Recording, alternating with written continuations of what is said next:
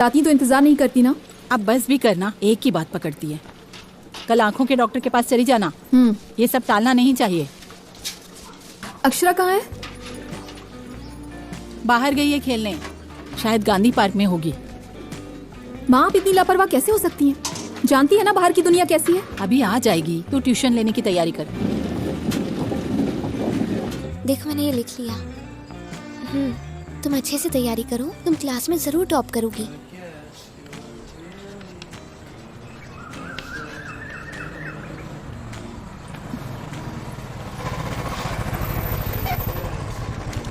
सुनो, अच्छे से पढ़ना, मेरा नाम खराब मत करना। Okay okay bye. Okay.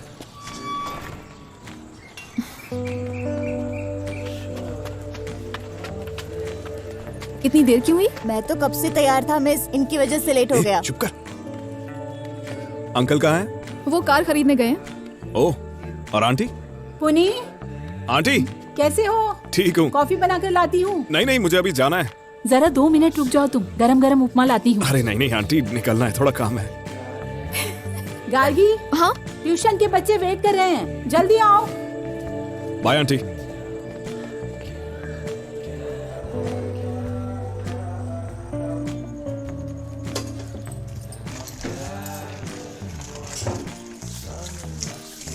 Poorni यहाँ आना।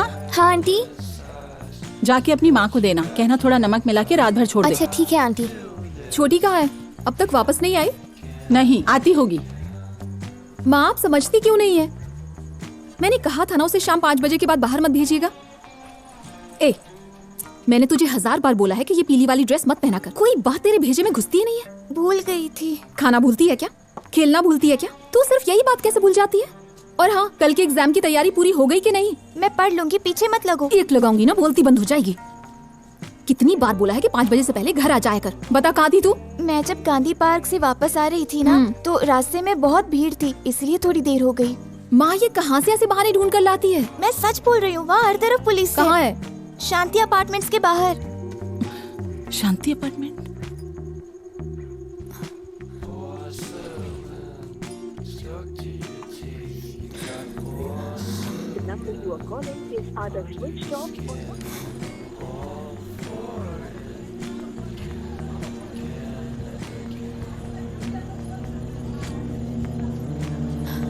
मैडम, यहाँ पर क्या हुआ है? तुम कौन हो? मेरे पापा यहाँ पर सिक्योरिटी गार्ड हैं और वो अब तक घर वापस नहीं गए। इंक्वायरी चल रही है, सारे वर्कर्स को पुलिस स्टेशन ले जाया गया है पूछताछ के लिए। मेरे पापा को भी? वो मुझे नहीं पता। कौन से स्टेशन? मुझे नहीं पता। दीदी, सैंड्रा, तुम्हारे पापा कहाँ हैं? पता नहीं दीदी, मैं भी पापा को ही देखने आई हूँ, लेकिन वो यहाँ नहीं है। उन्हें पूछताछ के लिए ले गए हैं। मैडम प्लीज बताइए ना यहाँ क्या चल रहा है। मुझे सच में नहीं पता। कम से कम मुझे पुलिस स्टेशन तो बता दीजिए। फिक्र मत करो, जैसे ही असल आरोपी मिल जाएगा सबको छोड़ देंगे। ये घटना 1 महीने पहले की है। तुम इस बिल्डिंग में रहती हो, लेकिन तुमको भी इस बारे में पता नहीं है। मतलब पुलिस ज्यादा स्मार्ट है। सर मैं आपको कॉल करती हूँ। माँ, वो कौन है? अपार्टमेंट में कुछ तो प्रॉब्लम हुई है माँ, इसीलिए वहाँ पुलिस आई है। ठीक है, तेरे पापा कब तक घर आएंगे? आज तो उनकी नाइट शिफ्ट है ना। नाइट शिफ्ट है? मुझे पहले बताना चाहिए था, मैंने उनके लिए खाना भी पका लिया। शायद वो आपको टेंशन नहीं देना चाहते होंगे, इसीलिए नहीं बताया। फिक्र मत कीजिए। एक फोन कर दिया होता तो फिक्र नहीं होती। फोन की बैटरी डेड हो गई होगी, वो सुबह तक आ जाएंगे। दीदी, हाँ अब मुझे पुलिस स्टेशन से कॉल आया था, वो मुझे बुला रहे हैं। रुक, मैं भी आती हूँ। माँ, मैं थोड़ी देर में आ रही हूँ। तुम दोनों कहाँ जा रही हो? मेरे पापा को हॉस्पिटल लेकर गए हैं। मैं थोड़ा इसके साथ जा रही हूँ माँ। क्या हुआ? बस रेगुलर चेकअप है माँ, आप फिक्र मत कीजिए। 1 मिनट रुको। तेरे पापा ने रात की दवा नहीं ली, ये बीपी की दवा है, डायबिटीज वाली खत्म हो गई है। मैं जाते हुए खरीद लूंगी। देखिए, सबसे पहले आपको ये समझना होगा कि मेरे क्लाइंट को नौकरी से नहीं निकाला गया और ना ही उन्हें सस्पेंड किया गया है। वो अब भी काम पर है। और हाँ, आपने कुछ और भी बताया था ना कि उनके ऊपर इल्जाम है कि उन्होंने इस तरह का पहले भी कुछ किया है। आपने पूछा इसे डिसमिस किया जा सकता है या नहीं। हाँ, अगर किसी ने केस फाइल किया हो तो ऐसा कुछ हुआ है क्या? इसका क्या मतलब है सर? हर कोई जानता है वो कैसे हैं। Mohanraj, let me explain this. It is not what you know, it is what you can prove.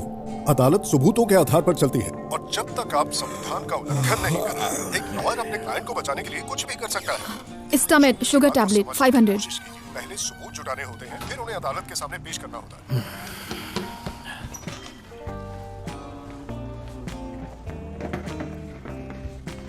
एक ही टैबलेट चाहिए। सिंगल नहीं मिलेगी, पूरी स्ट्रिप लेनी पड़ेगी। क्यों? एक टैबलेट से शुगर ठीक नहीं होती है। आपको मैं डायबिटिक पेशेंट दिख रही हूँ? शुगर किसी के चेहरे पे थोड़ी नजर आता है मैडम। आपको सुबह खाली पेट ब्लड टेस्ट करवाना चाहिए, फिर नाश्ता करने के 2 घंटे बाद फिर से टेस्ट करवाना पूरी चाहिए। स्ट्रिप दे दीजिए। हाँ। कितना हुआ? 380 रुपए। कुछ पैसे हैं क्या? नहीं है। मेरे पास पूरे नहीं है। कितने कम है? 330 रुपए कम है। मतलब आपके पास सिर्फ 50 रुपए और आप कह रही हैं थोड़े कम है। मुझे पहले ही समझ आना चाहिए था। सर इमरजेंसी है। मेरा नाम गार्गी है और मैं यहाँ सेंट पीटर स्कूल में पढ़ाती हूँ। क्या नाम बोला? कार की? ये किस तरह का नाम है कार की? कार की नहीं, हैं? गागा, गार्गी। सॉरी, गलत मत समझिएगा। 50 रुपए ऑटो वाले को भी देने होंगे। क्या पूरे पैसे मैं कल दे सकती हूँ? अपना नंबर दे दो। ठीक है सर, मैं खत्म करके अभी भेजता हूँ। हेलो दीदी, पापा बोल रहे हैं। मेरे पास आरसी बुक नहीं है क्योंकि मैंने इंश्योरेंस के पैसे नहीं भरे। इसका मतलब तो इस तरह रेस लगाएगा। मैं डर गया था सर। पापा, अंकल, मेरे पापा कहाँ हैं? इसे संभाल कर ले जाना, खड़ा भी नहीं हो पा रहा है। पूरी पूछताछ के दौरान नशे में था। पापा उठिए ना पापा। चुप कर। मैं क्या अपने घर का पता नहीं जानता? पापा चलिए ना प्लीज। सुनो, तुम कौन हो? बहन हो क्या इसकी? नहीं सर, मैं इनके पड़ोस में रहती हूँ। मेरे पापा को भी यहाँ पूछताछ के लिए रोका है। क्या नाम है तुम्हारे पापा का? ब्रह्मानंद। ब्रह्मानंद बोला क्या? मैं इनके लिए रिक्शा बुलवा देता हूँ। अंदर बेनिक सर हैं, तुम जाकर पहले उनसे मिलो।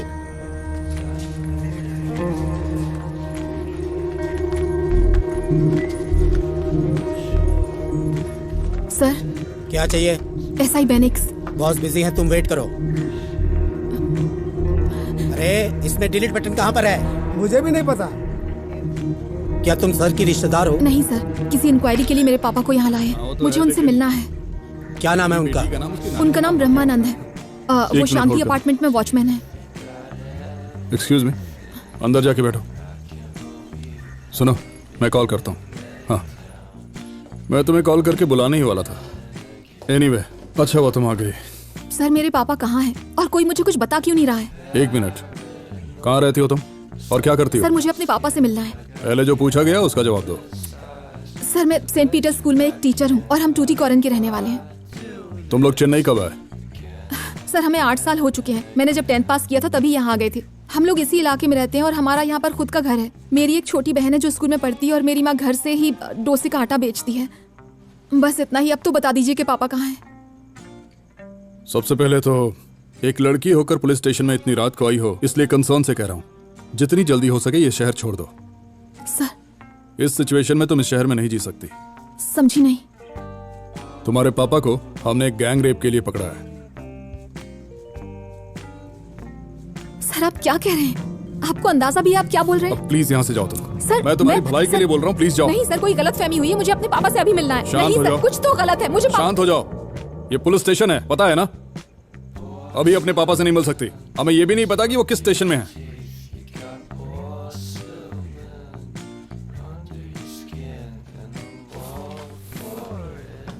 पानी पियो, प्लीज पी लो। ये मत सोचना कि तुम्हारे पापा को इसलिए गिरफ्तार किया क्योंकि हमें कोई और नहीं मिला। महीने भर नजर रखी, शक यकीन में बदला, तब गिरफ्तार किया गया उन्हें।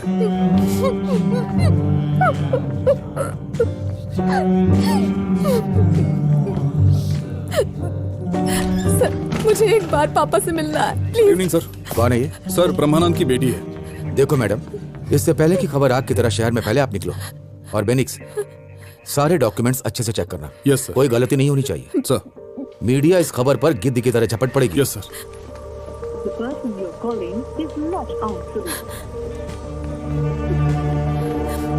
एक छोटे से ब्रेक के बाद हम फिर हाजिर होंगे।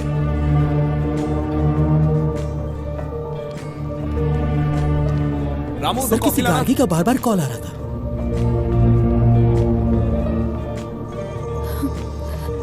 हेलो अंकल, मैं गार्गी बोल रही हूँ। हाँ बोलो बेटा। पुलिस ने पापा को गिरफ्तार कर लिया। गार्गी? कुछ पता नहीं चल रहा उन्हें कहाँ रखा है। गार्गी वो लोग शहर छोड़कर जाने को गए। गार्गी शांत हो जाओ और मुझे बताओ हुआ क्या है। मुझे कुछ समझ में नहीं आ रहा अंकल। मैं S5 स्टेशन के बाहर हूँ। मैं पता करके तुम्हें कॉल करता हूँ। ओके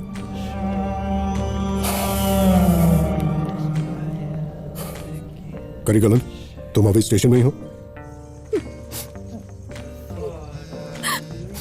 हेलो गार्गी, तुम्हारे पापा पुलिस कस्टडी में हैं और पब्लिक हंगामा ना करे इसलिए वो किसी को नहीं बता रहे, उन्हें कहा रखा। अंकल जब तक आप नहीं आते मैं यहीं रुकी हूँ। गार्गी रो मत, मेरी बात ध्यान से सुनो और जितना जल्दी हो वहां से निकल जाओ।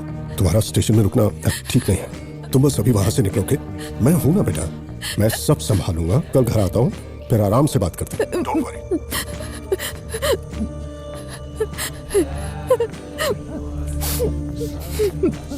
तुम उसकी डायबिटीज की दवाई ले आए हो? हाँ ठीक है, दे दो। ठीक है।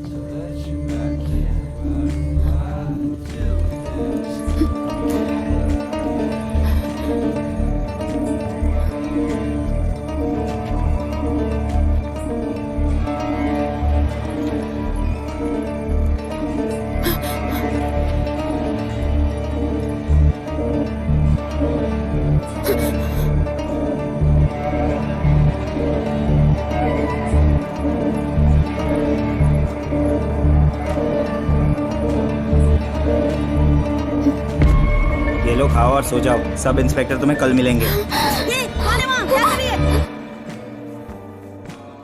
मैंने तुम्हें बोला था ना कि घर जाओ। हाँ मणि दादा, सर मेरे पापा ने कुछ नहीं किया, वो बेकसूर है। इन्हें घर छोड़ कर आओ। Okay sir. विमला को भी साथ ले जाना। सर आपने कहा था आपको नहीं पता मेरे पापा को कहाँ रखा है, लेकिन वो तो यहीं पर है। आपने झूठ क्यों बोला सर? क्या चल रहा है यहाँ? सर देखो कुछ तो गड़बड़ है। मेरी बात सुनो।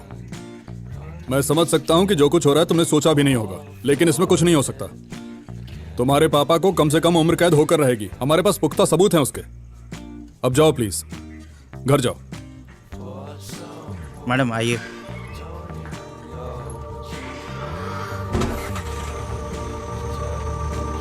मैडम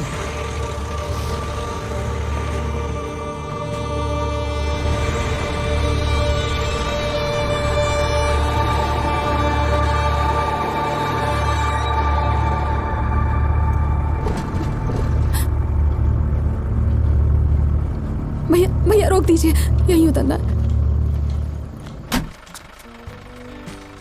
हमें उस 5वें आरोपी पर बहुत ही चौंकाने वाली खबर मिली है। पहले गिरफ्तार हुए चारों आरोपी उत्तर भारत से थे, लेकिन 5वां आरोपी पीड़िता के शहर का ही है। इतना ही नहीं, वो उसी के इलाके का है। गार्गी जल्दी से खाना खा ले और सोने से पहले चटनी को फ्रिज में रख देना।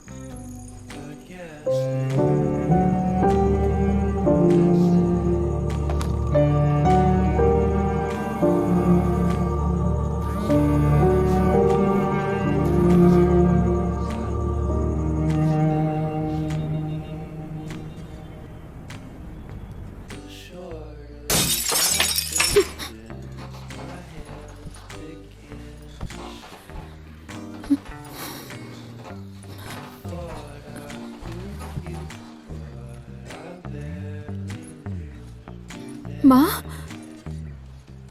क्या हुआ?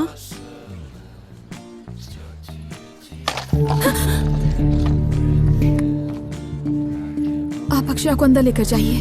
ठीक है।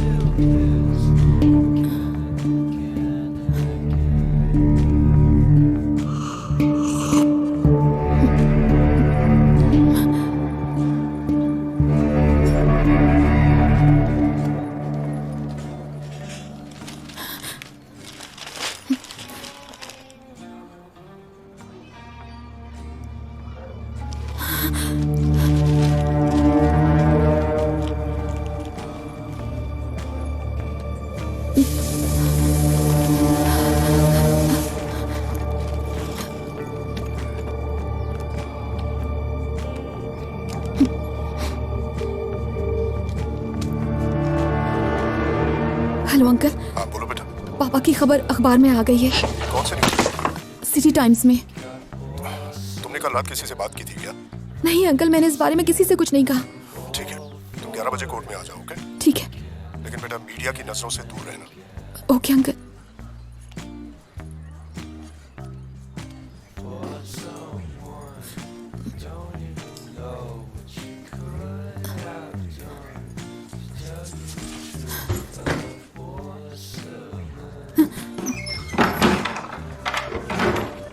माँ, हाँ? माँ, यहाँ आइए, दरवाजे बंद कीजिए।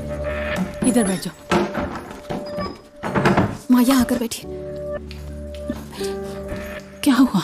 माँ मेरे वापस आने तक आप दोनों बाहर मत जाइएगा, ठीक है? अक्षरा ध्यान रखना।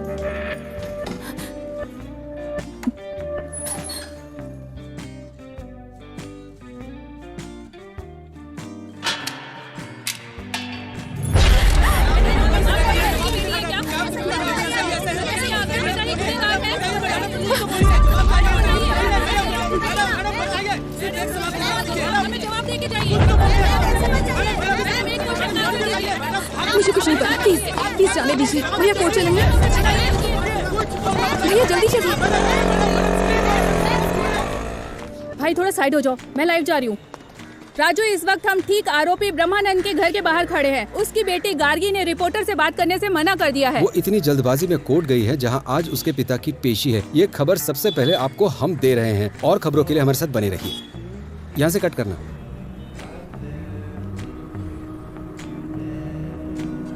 सारे कॉलेज स्टूडेंट से बॉस, पीटने के बाद सभी भाग जाएंगे, कोई पकड़ा नहीं जाएगा, हमारा नाम कहीं नहीं आएगा।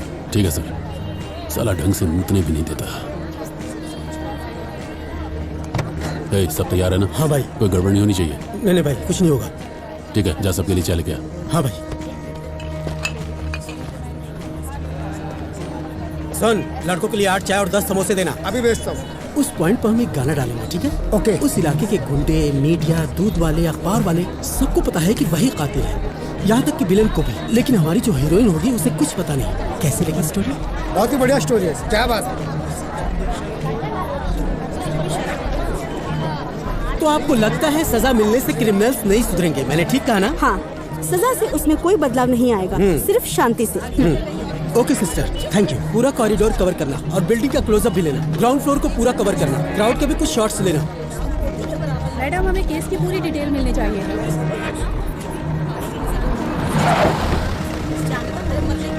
सर, इतनी भीड़ क्यों है? Students sir. सबको हटाओ यहाँ से, जल्दी। Okay sir.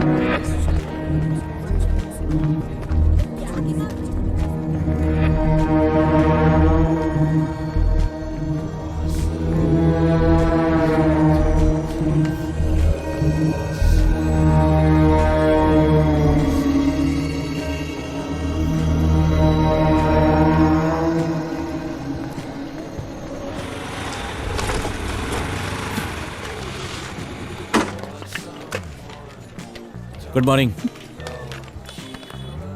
आप मेरा पीछा कर रहे हैं क्या? नहीं मैम, दरअसल मेरा नाम इंद्रांश है। आपके 380 रुपए देने हैं। मैं यहाँ आपसे पैसे लेने नहीं आया हूँ। एक मिनट। हाँ, गार्गी मैडम, मैं भानु सर के लिए काम करता हूँ, उन्होंने ही मुझे आपसे मिलने भेजा है। उनका कोई वकील नहीं आया? मैं भी वकील ही हूँ मैडम, पार्ट टाइम दवा की दुकान में काम करता हूँ 6 बजे के बाद। आपके बॉस कहाँ है? सर कोर्ट के अंदर है, इन्होंने 10:30 बजे ही सुनवाई शुरू कर दी बाहर के मसले से बचने के लिए, बस आते ही होंगे। यहाँ पर हमेशा इतनी भीड़ होती है? आपको खास खबर सुना। आज 5 आरोपियों को कोर्ट में पेश किया गया है। 4 ने अपना गुनाह कबूल कर लिया है, लेकिन 5वां आरोपी ब्रह्मानंद, जो कि उस बिल्डिंग का वॉचमैन था, उसने खुद को बेकसूर बताया है। इस केस में प्रख्यात लॉयर भानु प्रकाश उनको डिफेंड करेंगे। सभी जानते हैं भानु प्रकाश के आने से इस केस का रुख ही पलट जाएगा। पर मेरा सवाल ये है कि भानु प्रकाश एक केस के लिए 15 लाख रुपए की फीस लेते हैं, तो क्या वो इस वॉचमैन का केस लड़ेंगे? इंसाफ दो, इंसाफ दो, बच्ची को इंसाफ दो, इंसाफ दो, इंसाफ दो, बच्ची को इंसाफ दो, इंसाफ दो, इंसाफ दो, बच्ची को इंसाफ दो। वो आ गए सर। गुनहगार को फांसी दो, इंसाफ दो, इंसाफ दो, बच्ची को इंसाफ दो, ब्रह्मानंद को फांसी दो, इंसाफ दो, इंसाफ दो, बच्ची को इंसाफ दो, ब्रह्मानंद को फांसी दो, इंसाफ दो, इंसाफ दो, बच्ची को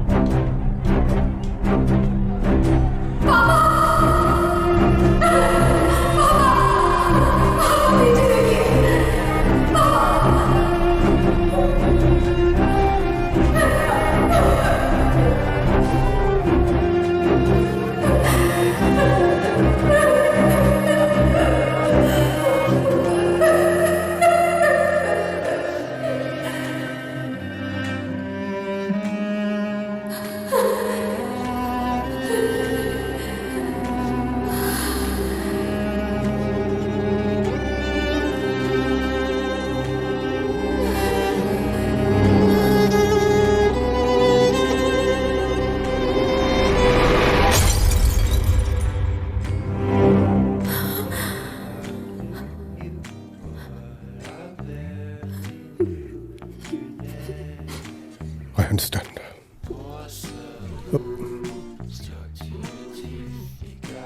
वन मिनट। नमस्ते सर, काफी दिनों बाद बात हो रही है।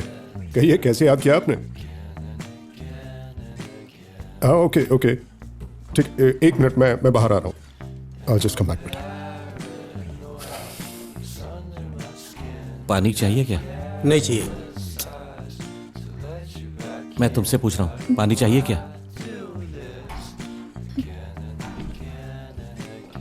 मैं पुलिस स्टेशन जाकर सारे डॉक्यूमेंट्स कलेक्ट कर लूँ सर? नहीं अभी नहीं।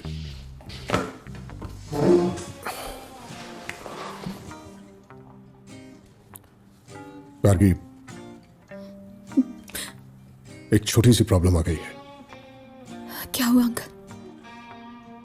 गार्गी, एडवोकेट एसोसिएशन ने मुझे अभी अभी नोटिस भेजा है कि मैं ये केस नहीं लड़ सकता। क्यों? क्यों नहीं अंकल? मैं कुछ समझी नहीं। बेटा, ये केस एक छोटी सी बच्ची का है। मामला बहुत सीरियस है, इसलिए कोई भी मेंबर रेपिस्ट को डिफेंड नहीं करेगा। सॉरी, मेरा वो मतलब नहीं था। बार एसोसिएशन ने कहा है कि कोई भी ब्रह्मानंद को डिफेंड नहीं कर सकता, कोई उसका केस नहीं लड़ेगा। अंकल, ये आप क्या बोल रहे हैं? अब मैं क्या करूंगी? आई अंडरस्टैंड बेटा, लेकिन मेरी भी कुछ समझ में नहीं आ रहा है। लेकिन एक मेंबर होने के नाते एसोसिएशन पॉलिसी के खिलाफ जाकर मेरे लिए लड़ना पॉसिबल नहीं होगा। अंकल। सर, 2009 के स्क्रू ड्राइवर शंकर केस में एसोसिएशन ने सबको ऐसा ही नोटिस भेजा था, लेकिन लॉयर हुसैन ने वो केस लड़ा और जीता भी।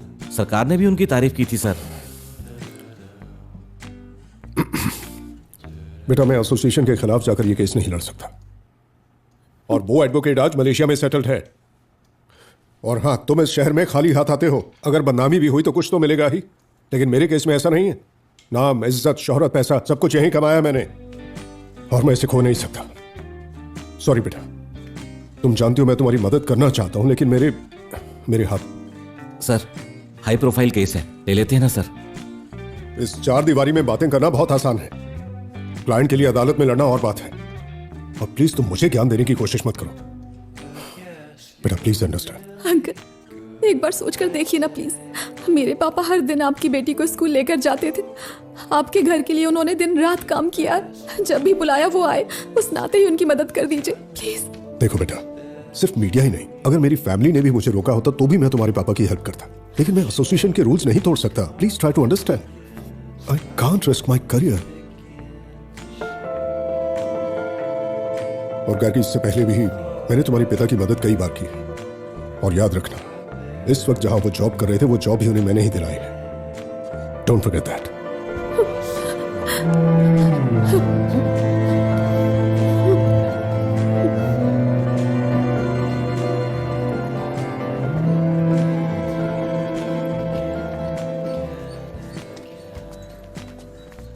मैडम, आप फ्री लीगल एड सेल क्यों नहीं जाती? सिविल कोर्ट के 3rd फ्लोर पर है।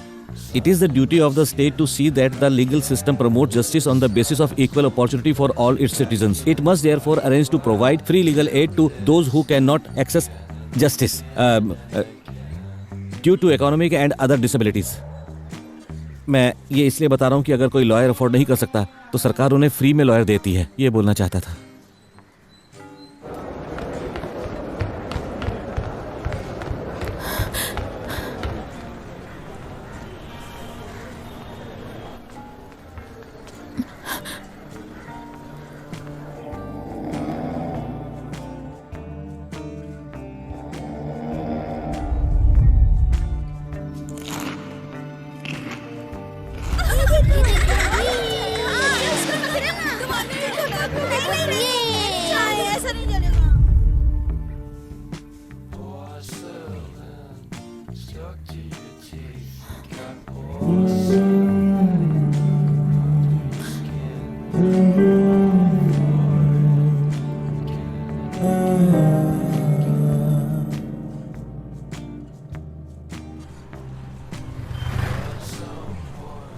बॉस, आपके फैमिली फ्रेंड हैं, उन्होंने आपको मना कर दिया तो मेरी क्या सुनेंगे? मैं तो वैसे भी उनका जूनियर हूँ, मेरी तो इज्जत भी नहीं करेंगे। तो अब मुझे क्या करना चाहिए? ये तो मुझे भी नहीं पता। जो वकील एसोसिएशन के रूल्स को नहीं मानता वही ये केस ले सकता है। मुझे नहीं लगता ऐसा कोई मिलेगा। ठीक है। और अपनी सलामती के लिए इस तरह पब्लिक में निकलना कम करो।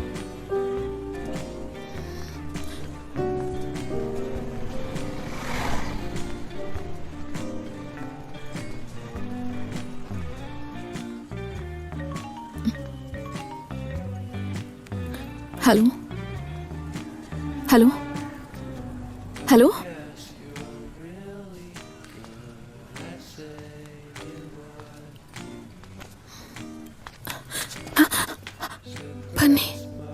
तुम्हारी आवाज सुनने के लिए मुझे किसी और नंबर से कॉल करना पड़ेगा क्या? मैं तुम्हें कैसे समझाऊं? एक दिन में पूरी जिंदगी पलट गई हमारी।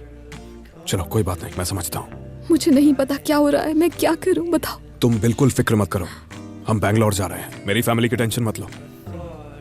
और हाँ, माँ और अक्षरा को भी साथ ले लेना। मैं समझी नहीं। मैं तुमसे शादी करना चाहता हूँ ताकि हम नई शुरुआत करें। और पापा? तुम पागल हो गई हो क्या? कोर्ट में इतना कुछ हो गया और तुम उनकी सोच रही हो? मैं उन्हें ऐसे छोड़कर चली जाऊं? मेरा मतलब वो नहीं है गार्गी। पता नहीं केस कब तक चलेगा, लोग पता नहीं क्या क्या कहेंगे। एक मिनट, अगर ये तुम्हारे परिवार के साथ हुआ होता तो तुम लोगों की सुनते? नहीं ना गार्गी, एक बार मेरे नजरिए से तो देखो। अभी तो जीना शुरू भी नहीं किया है। इसकी वजह से हम जिंदगी बर्बाद थोड़ी कर सकते हैं। हाँ, तुम्हारा लॉयर सब संभाल लेगा, उसके लिए यहाँ रहने की क्या जरूरत है? तुम्हें अंदाजा भी है तुम क्या कह रहे हो? मेरी माँ को कैसा लगेगा जब मैं कोर्ट कचहरी के चक्कर काटूंगा? बोलो। हम लॉयर हायर करेंगे, वो सब संभालेगा, तुम बस मेरे साथ चलो। अगर ये तुम्हारे पापा के साथ हुआ होता तो तुम यही बोलते? मेरे पापा ऐसे इंसान नहीं है। मैं भी यही कहना चाह रही हूँ, मेरे पापा भी ऐसे इंसान नहीं है। ओ गार्गी, तुम सिचुएशन की सीरियसनेस समझ क्यों नहीं रही हो? सिर्फ इस केस की वजह से बस करो तुम समझ क्यों नहीं रही? तुम मानो या ना मानो, मैं अपने पापा को आजाद करवा कर रहूंगी। अगर इंतजार कर सकूं तो कर लेना, वरना मैं समझ जाऊंगी। वो मेरे पापा हैं, मेरे पापा। और अगर तुम्हें मुझसे फिर से कोई बात करनी हो तो घर चले आना, सड़क के बीच मत करना। गार्गी,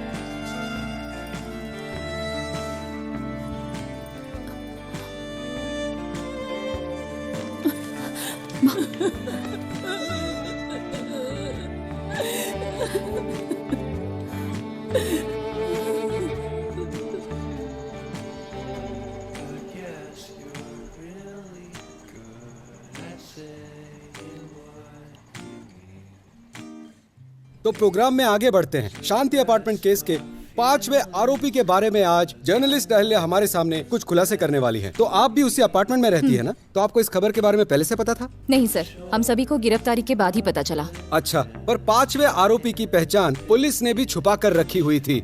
आपने ये खुलासा क्यों किया? पुलिस कब नाम बताएगी हम तब तक इंतजार नहीं कर सकते। मेरा काम है सही खबर पहुंचाना। ऐसा कहा जा रहा है कि आपने सबूत के आधार पर नहीं, सिर्फ शक के बिना पर ऐसा किया है। क्या ये गलत नहीं है? शक ऐसे ही हेडलाइंस नहीं बन जाती, बहुत सोच समझकर कदम उठाने होते हैं। क्योंकि 5वां आरोपी ब्रह्मानंद आपके अपार्टमेंट में काम करते थे, क्या आप उन्हें बेहतर जानती थी? बिल्कुल नहीं, बल्कि इसका उल्टा हुआ है। जब भी आप ब्रह्मानंद के बारे में अपार्टमेंट में किसी से भी पूछेंगे ना, तो लोग सिर्फ उनकी तारीफ ही करेंगे। तो आपने ये कैसे पता लगा लिया कि वही अपराधी है? दरवाजे पर कोई आया है। कौन है? पता नहीं। आप अक्षरा के साथ अंदर ही रुकिए।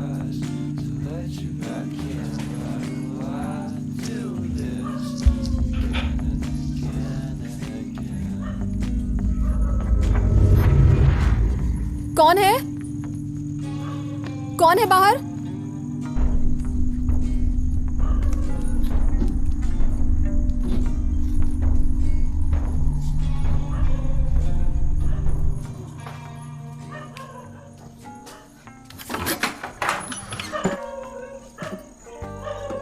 हेलो मैडम, दरअसल मेरा पूरा नाम इंद्रांश कलिया पेरूमल है। मैं तिरुनेलवेली के पास कथालाम पट्टी से हूँ। लॉ पढ़ने के बाद मैं वहीं काम करता था। करीब 5 साल पहले मेरे माता पिता दोनों का देहांत हो गया। उसके बाद मैं चेन्नई शिफ्ट हो गया, पर मुझे एक भी केस नहीं मिला। ऊपर से मुझे हकलाने की बीमारी है, इसलिए मुझे जो भी काम मिलता है मैं कर लेता हूँ। अगर आपको ठीक लगे तो मैं आपके पिता का केस लेना चाहता हूँ। आप सोचते होंगे कि ये तो सिर्फ एक असिस्टेंट है, इस पर कैसे यकीन कर सकती हूँ? ठीक है, अभी बहुत देर हो चुकी है, कल सुबह आइएगा। ठीक है, फिर तुम्हें दवा लेने बाहर जाना पड़ता है, इसलिए मैं ये डायबिटीज की गोलियां लेकर आया था। वो मेरे पापा खाते हैं। अच्छा, लगता है किसी ने मेन फ्यूज निकाल दिया है। मैं जाते हुए उसे देख लेता हूँ। कल मिलते हैं।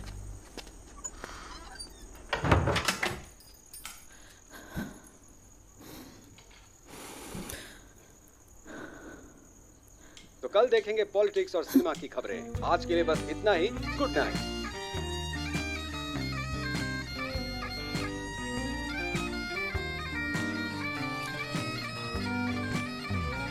ट्रस्टी, मैनेजमेंट, हर जगह से कॉल आ रहे हैं मैडम। वो मुझसे सवाल कर रहे हैं कि मैंने आपको निकाला क्यों नहीं। सर, मुझे इस जॉब की बहुत जरूरत है। केस की सुनवाई अब तक शुरू नहीं हुई। फैसला आ जाने दो, उसके बाद वापस ज्वाइन कर लेना। मैंने अकाउंट्स टीम से बात कर ली है, तुम्हारी जितनी सैलरी होती है वो ले लो, ठीक है?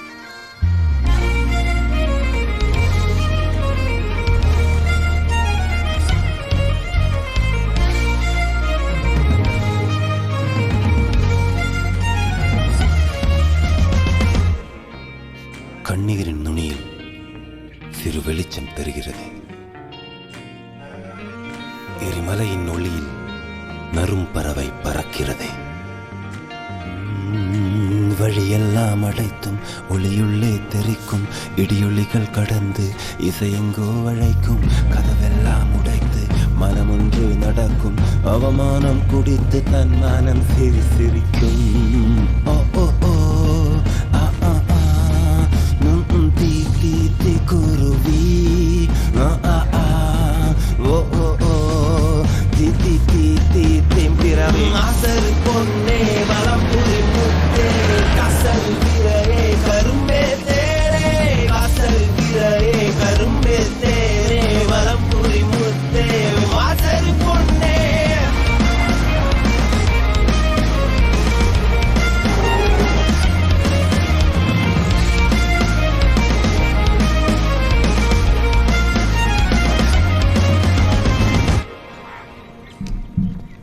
UTP 19192 उसे बुलाओ, कोई मिलने आया है।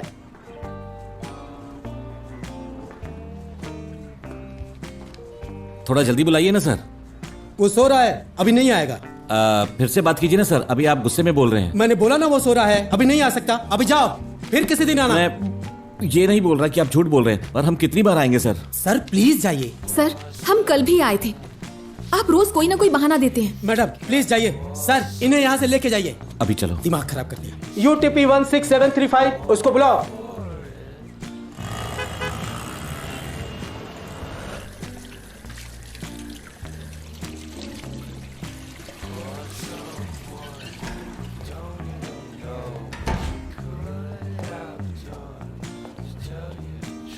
तैयार हो? ओपनिंग आर्ग्यूमेंट्स क्या है?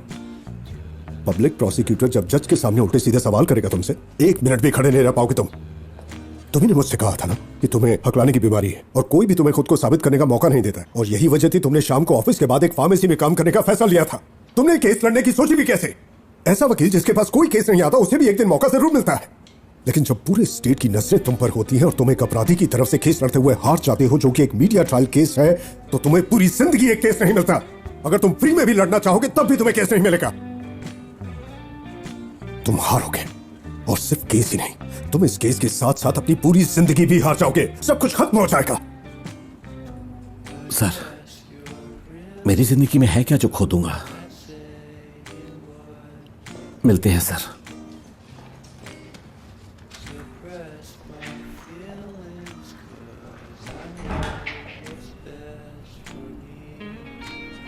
தூய அன்பின் தேடல் காயமுற்றும் அழுவதில்லை.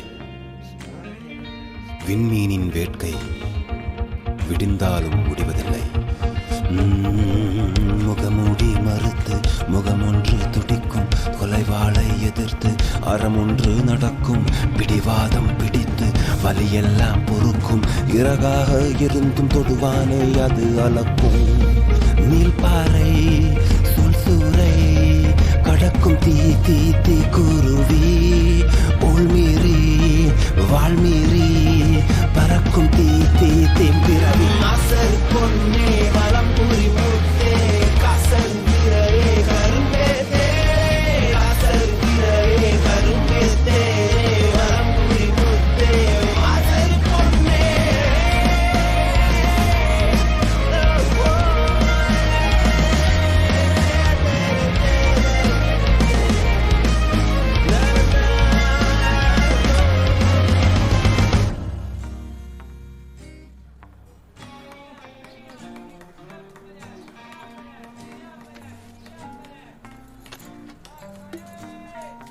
मैडम जरा सुनिए।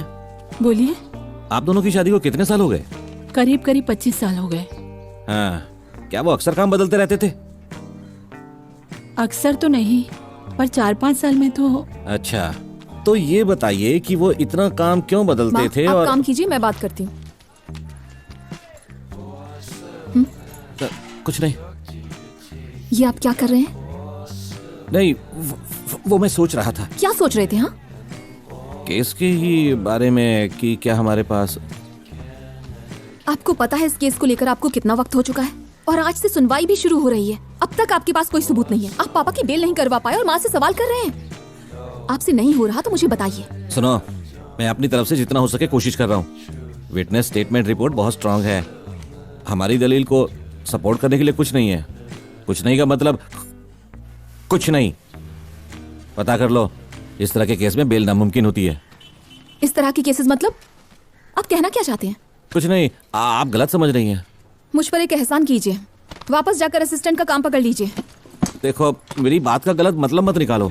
थैंक्स, मैं सब कुछ कर लूंगी। आप प्लीज यहाँ से जाइए। गार्गी, एक वकील होने के नाते हर पहलू से सोचना मेरा काम है। कहानियाँ बनाने से कुछ नहीं होगा, वक्त निकला जा रहा है। मेरी बात सुनो, आप अच्छे से जानती हैं ये मेरा पहला केस है और कोर्ट में बहस मुझे करनी है, इसलिए मुझे हर तरफ से सोचना होगा। कोई जरूरत नहीं है, एक तरफ सोचेंगे तो भी बहुत है। मेरे लिए काम की होनी चाहिए। ठीक है, ठीक है। ये आपका ठीक बोलना मुझे ठीक नहीं लगा। पर मैंने ठीक ही बोला है। चलिए माँ, आती हूँ। ठीक है। मैडम,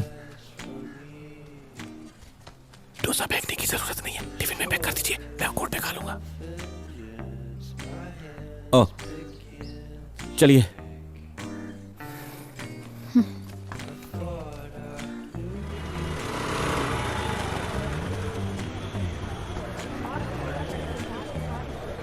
आप सेकंड फ्लोर पर इंतजार कीजिए, मैं 5 मिनट में आता हूँ।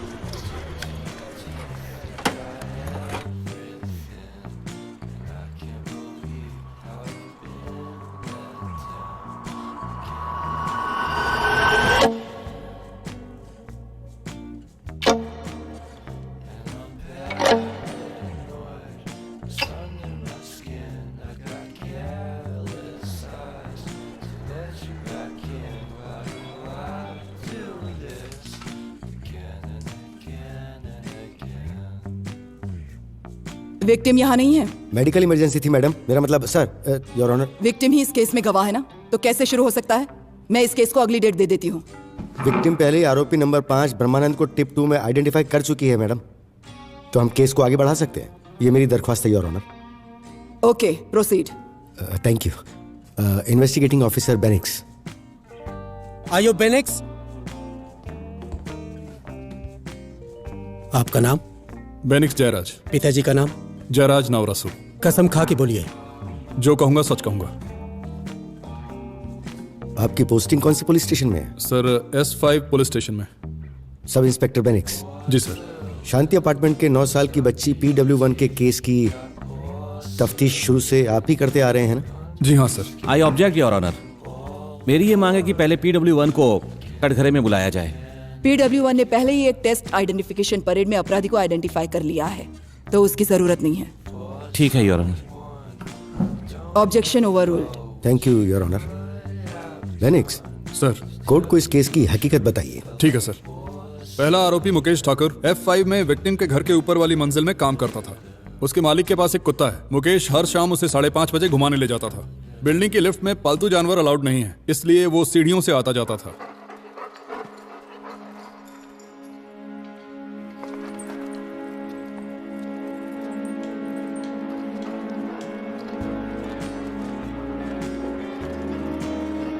विक्टिम को कुत्ते पसंद है, तो वो 5:30 बजे कुत्ते से खेलने आती थी। मुकेश का कुत्ते को घुमाने ले जाना और विक्टिम का रोज उससे खेलने आना रूटीन बन गया था। मुकेश ने देखा कि लोग सीढ़ियों का इस्तेमाल बहुत कम करते हैं और विक्टिम भी पिता को बताए बिना ही कुत्ते से खेलने आती थी।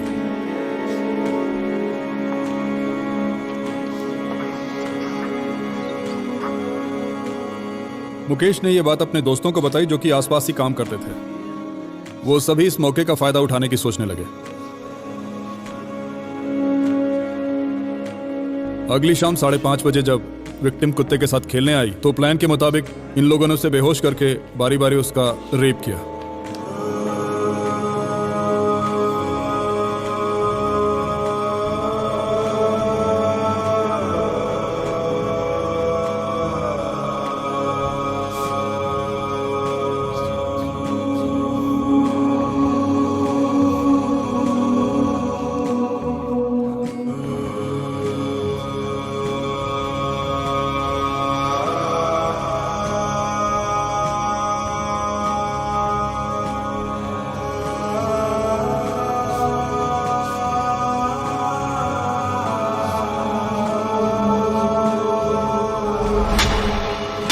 अचानक किसी चीज के गिरने की आवाज आई और वो लोग भाग गए।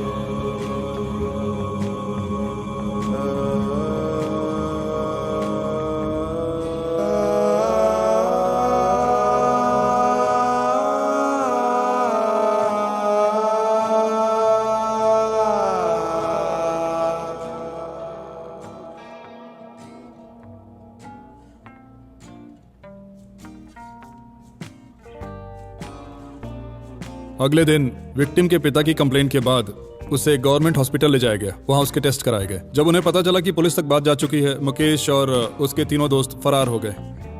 हमने उन्हें ढूंढने के लिए टास्क फोर्स बनाई। फिर हमें पता चला कि वो लोग उड़ीसा में हैं। उड़ीसा पुलिस की मदद से हमने उन्हें खुर्दा रेलवे स्टेशन से गिरफ्तार किया और चेन्नई ले आए। चेन्नई में हमने विक्टिम के स्वैब टेस्ट और उनके DNA सैंपल्स को मैच किया और रिजल्ट्स पॉजिटिव आए। पर तब तक विक्टिम की तबीयत खराब हो गई, वो अनस्टेबल हो गई। विक्टिम सिर्फ 9 साल की थी, तो हमने उसके ठीक होने का इंतजार किया। उसके बाद हमने किसी तरह उसके पिता को मनाया। प्रोटोकॉल के हिसाब से फर्स्ट आइडेंटिफिकेशन परेड की।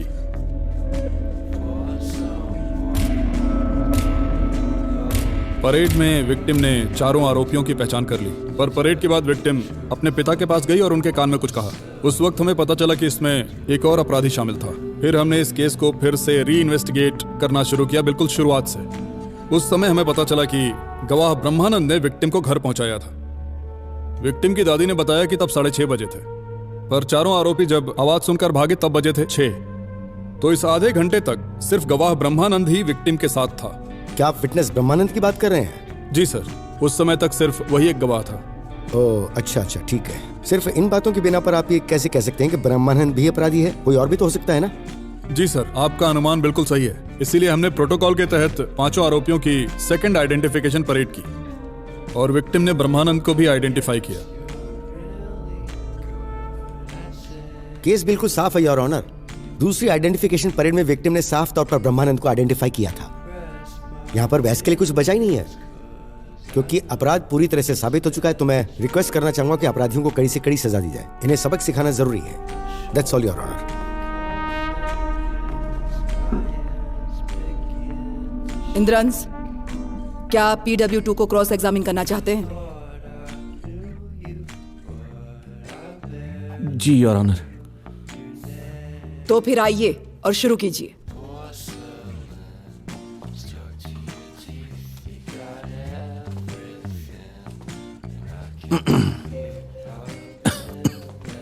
क्या हुआ? पानी पी लीजिए। मैं ठीक हूं।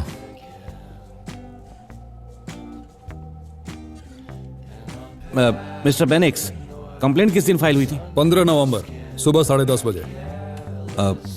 अपराध किस दिन हुआ था? 14 नवंबर शाम 5 से 6 बजे के बीच। आपने FIR 16 घंटे बाद क्यों फाइल की?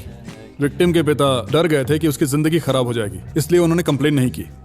और जब पता चला कि हॉस्पिटल एडमिशन के लिए पुलिस कंप्लेंट जरूरी है तब वो आए, इसीलिए ये देरी हुई। सब कुछ आपके हिसाब से हुआ।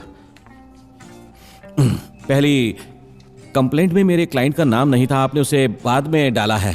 सर दरअसल उन्होंने पहले ही बताया ना कि उन्हें बाद में पता चला कि आपका क्लाइंट भी इसमें शामिल है। आप सीधे पॉइंट पर आइए। पॉइंट होगा तब तो उस पर आएंगे। DNA, हाँ DNA रिपोर्ट तो मैच नहीं हुई थी ना? नहीं हुई थी ना? जी सर, वो मैच नहीं हुई थी। विक्टिम की दादी ने उसे नहला दिया था, तो स्वैब टेस्ट के लिए हमें बहुत कम सैंपल मिला था, इसीलिए ब्रह्मानंद का DNA मैच नहीं हुआ ना, सिर्फ उतना बोलिए। I object your honour. Inspector Benix की रिपोर्ट में डिफेंस काउंसिल के पॉइंट के बारे में पूरी डिटेल में लिखा हुआ है। Objection sustained. डिफेंस काउंसिल, वो बातें मत दोहराइए जो कोर्ट के रिकॉर्ड्स में पहले से हैं। जी योर ऑनर। तो जब वो चारों आरोपी आवाज सुनकर भागे उस वक्त 6 बजे थे। जी बिल्कुल। जिस वक्त मेरे क्लाइंट ने विक्टिम को उसके घर छोड़ा उस वक्त 6:30 बजे थे। तो सिर्फ इस आधे घंटे के गैप के बिना पर आपने ये तय कर लिया कि मेरे क्लाइंट 5वें आरोपी हैं। आपको और क्या सबूत चाहिए? जानना चाहता हूँ और क्या सबूत चाहिए। अपने क्लाइंट से पूछ लीजिए कि वो 6 से 6:30 के बीच कहाँ था। सर, पिछले महीने आज ही के दिन आप 6 से 6:30 के बीच कहाँ थे? क्या आपको याद है? वाले सवाल करते रहेंगे, फिर पूछेंगे कि जज की पेन का कलर कौन सा है। यहाँ मूवी की शूटिंग नहीं चल रही जो आप डायलॉगबाजी कर रहे हैं। It's a real court. यहाँ सबूत चाहिए होता है। आपके सीनियर्स ने कुछ सिखाया नहीं क्या आपको? डिफेंस, सिर्फ वही सवाल पूछिए जिससे आप कुछ साबित करना चाहते हैं। कोर्ट का टाइम बर्बाद मत करिए। जी। क्या करें योर ऑनर, ये आधे पक्के लॉयर्स होश में कम बल्कि जोश में ज्यादा आ जाते हैं। वो 6 से 6:30 के बीच कहाँ था? क्या उसके पास कोई एलिबाई है? क्या आप एलिबाई का मतलब भी जानते हैं? योर ऑनर, डिफेंस काउंसिल का दिमाग पूरी तरह से खाली है। इनके पास कोई सबूत नहीं है। इनके पास कोई और केस नहीं होगा शायद, पर मेरे पास दूसरे केसेस भी हैं। आप ये कैसे कह सकते हैं कि मेरा दिमाग खाली है? क्या आपने अंदर झांक कर देखा है? आपका क्लाइंट 6 से 6:30 के बीच कहाँ था? क्या आप कोर्ट को बता सकते हैं? आप मुझे बार बार यही सवाल पूछ पूछ कर परेशान कर रहे हैं। क्या आपके पास कोई दूसरा सवाल नहीं है? इंद्रांश, 6 से इंद्रांश, क्या हुआ आपको? पहले आप बैठ जाइए। बैठ जाइए इंद्रांश। कोर्ट ऑफिसर, इन्हें पानी दीजिए। क्या बात है भाई, ऐसी हालत में कोर्ट क्यों चले आते हो? Mr PP, please. जी योर ऑनर।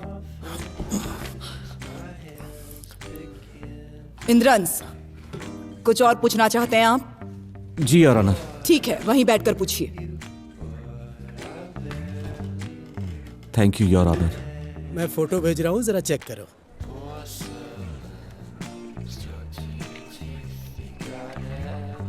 देखा तुमने कितनी गोरी है। मिस्टर बेनिक्स। जी सर। क्या आप विस्तार से बता सकते हैं कि दूसरे आइडेंटिफिकेशन परेड के दौरान क्या हुआ था? Yes sir. Second identification parade के लिए हमने 5 आरोपियों को बुलाया, जो कि प्रोटोकॉल है। पहले 4 आरोपियों को आइडेंटिफाई करते वक्त विक्टिम नॉर्मल थी। उसके बाद स्ट्रेस से वो बेहोश हो गई। जब हमने उसके पिता से पूछा तो उन्होंने हमें बताया कि विक्टिम ने सुबह से अपनी दवा नहीं ली थी। मैंने उनसे दवा का नाम पूछा और अपने ड्राइवर से कहा कि उसे जल्द से जल्द लेकर आए। अच्छी बात यह थी कि मेरा ड्राइवर भी वही दवा लेता है। मैंने उससे दवा ली और विक्टिम के पिता को दिखाकर कंफर्म किया और बिना देरी किए विक्टिम को दवा खिलाई। कुछ ही देर में वो नॉर्मल हो गई। उसके बाद योर ऑनर विक्टिम ने आरोपी ब्रह्मानंद को आइडेंटिफाई किया। रिपोर्ट में सारी डिटेल्स लिखी हुई है डिफेंस काउंसिल। जी योर ऑनर। बहुत अच्छे, आप इस रिपोर्ट को अब पढ़ रहे हैं। रिपोर्ट में सारी डिटेल्स लिखी हुई है, पढ़ लीजिए पढ़ लीजिए।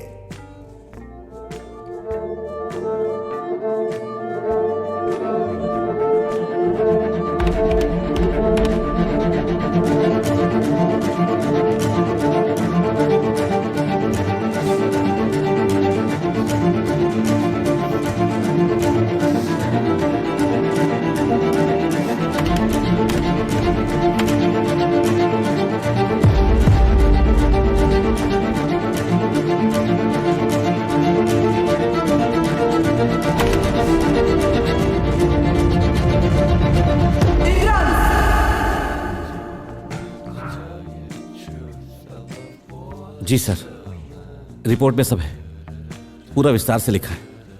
सॉरी योर ऑनर, थोड़ा वक्त लग गया।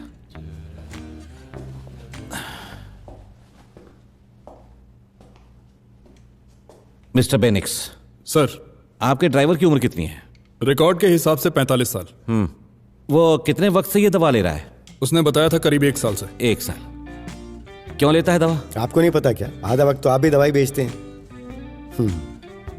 उन्हें छोड़िए, आप बताइए। स्ट्रेस में दिमाग शांत रखने के लिए। शांत रहने के डिफेंस काउंसिल, अब आप क्या जानना चाहते हैं?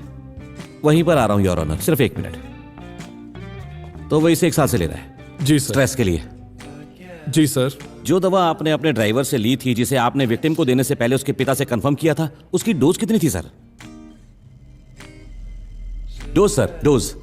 जैसे कि 500 mg, 600 mg, 650 mg अलग अलग होती है ना सर? डोज कितनी थी सर? आपने कहा रिपोर्ट में सब लिखा है।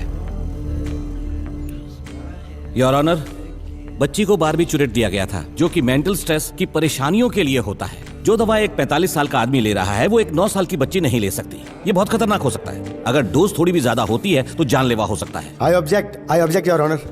PW2, क्या आपने डोसेज चेक नहीं किए थे? मैंने सिर्फ दवा का नाम देखा था, डोज चेक तो। Objection overruled. Court officer, expert opinion arrange कीजिए। आपका नाम क्या है? डॉक्टर सेंथिल। पिताजी का नाम? ज्ञान प्रकाश। जो कहूंगा सच कहूंगा। जो कहूंगा सच कहूंगा। कहाँ काम करते हैं आप? 18 सालों से BMD हॉस्पिटल में न्यूरोसर्जन के तौर पे काम कर रहा हूँ। जाओ और इन्हें वो दवा दिखाओ। क्या आप इस दवा के बारे में बता सकते हैं? ये दवा बारबिचुरेट्स में से एक है। इसे मेंटल हेल्थ इश्यूज के लिए दिया जाता है। ये एक शेड्यूल्ड ड्रग है। ये बिना प्रिस्क्रिप्शन के नहीं मिलेगी। अगर किसी अनअवॉइडेबल सिचुएशन में इसका एडल्ट डोसेज एक बच्चे को दे दिया जाए तो क्या होगा? किसी भी सिचुएशन में एक बच्चे को एडल्ट डोसेज नहीं दिया जा सकता। अगर दिया जाए तो उसके लिए ओवरडोज होगा। ओवरडोज से कंसंट्रेशन लॉस हो सकता है और कंफ्यूजन पैदा करेगा। डिसीजन लेने में भी उसे कई तरह की दिक्कतें हो सकती हैं। योर ऑनर, आखिरी पॉइंट को नोट किया जाए प्लीज। हाँ, डिसीजन लेने में कंफ्यूजन जरूर हो सकती है। कभी कभी ये जानलेवा भी हो सकती है। Thank you doctor. That's all your honour. मेरे क्लाइंट के खिलाफ जो आरोप लगाए गए हैं उनका कोई सबूत नहीं बचा। बच्ची को एडल्ट डोज दिया गया था, जिसकी वजह से वो होश में नहीं थी। उस समय जो आइडेंटिफिकेशन परेड किया गया था, उसे माना नहीं जा सकता योर ऑनर। ये क्या बकवास कर रहे हो तुम? योर ऑनर, इसकी बातों पर ध्यान मत दीजिए। ये बेकार में कोर्ट का वक्त। तो क्या सिर्फ आप ही के पास बोलने का हक है? ये कुछ भी बोले जा रहा है और आप चुपचाप सुन रही हैं। मेरा काम मत सिखाइए मुझे। मिस्टर पीपी, आप कोर्ट में डिसिप्लिन बनाए रखिए। क्या है ये? मैं डिसिप्लिन बना रखूं जबकि मैं न्याय के लिए लड़ रहा हूँ यहाँ। इंद्रंस ने अपनी बहस से अभी ही कुछ साबित किया है। क्या फैसला लेना है वो मैं तय करूंगी। ऊपर वाला ही जाने आप क्या फैसला लेंगे। नॉर्मल जज होता तो ये केस कब का खत्म हो चुका होता। पता नहीं क्या फैसला लेंगे, समझ नहीं आ रहा कुछ। Court adjourn.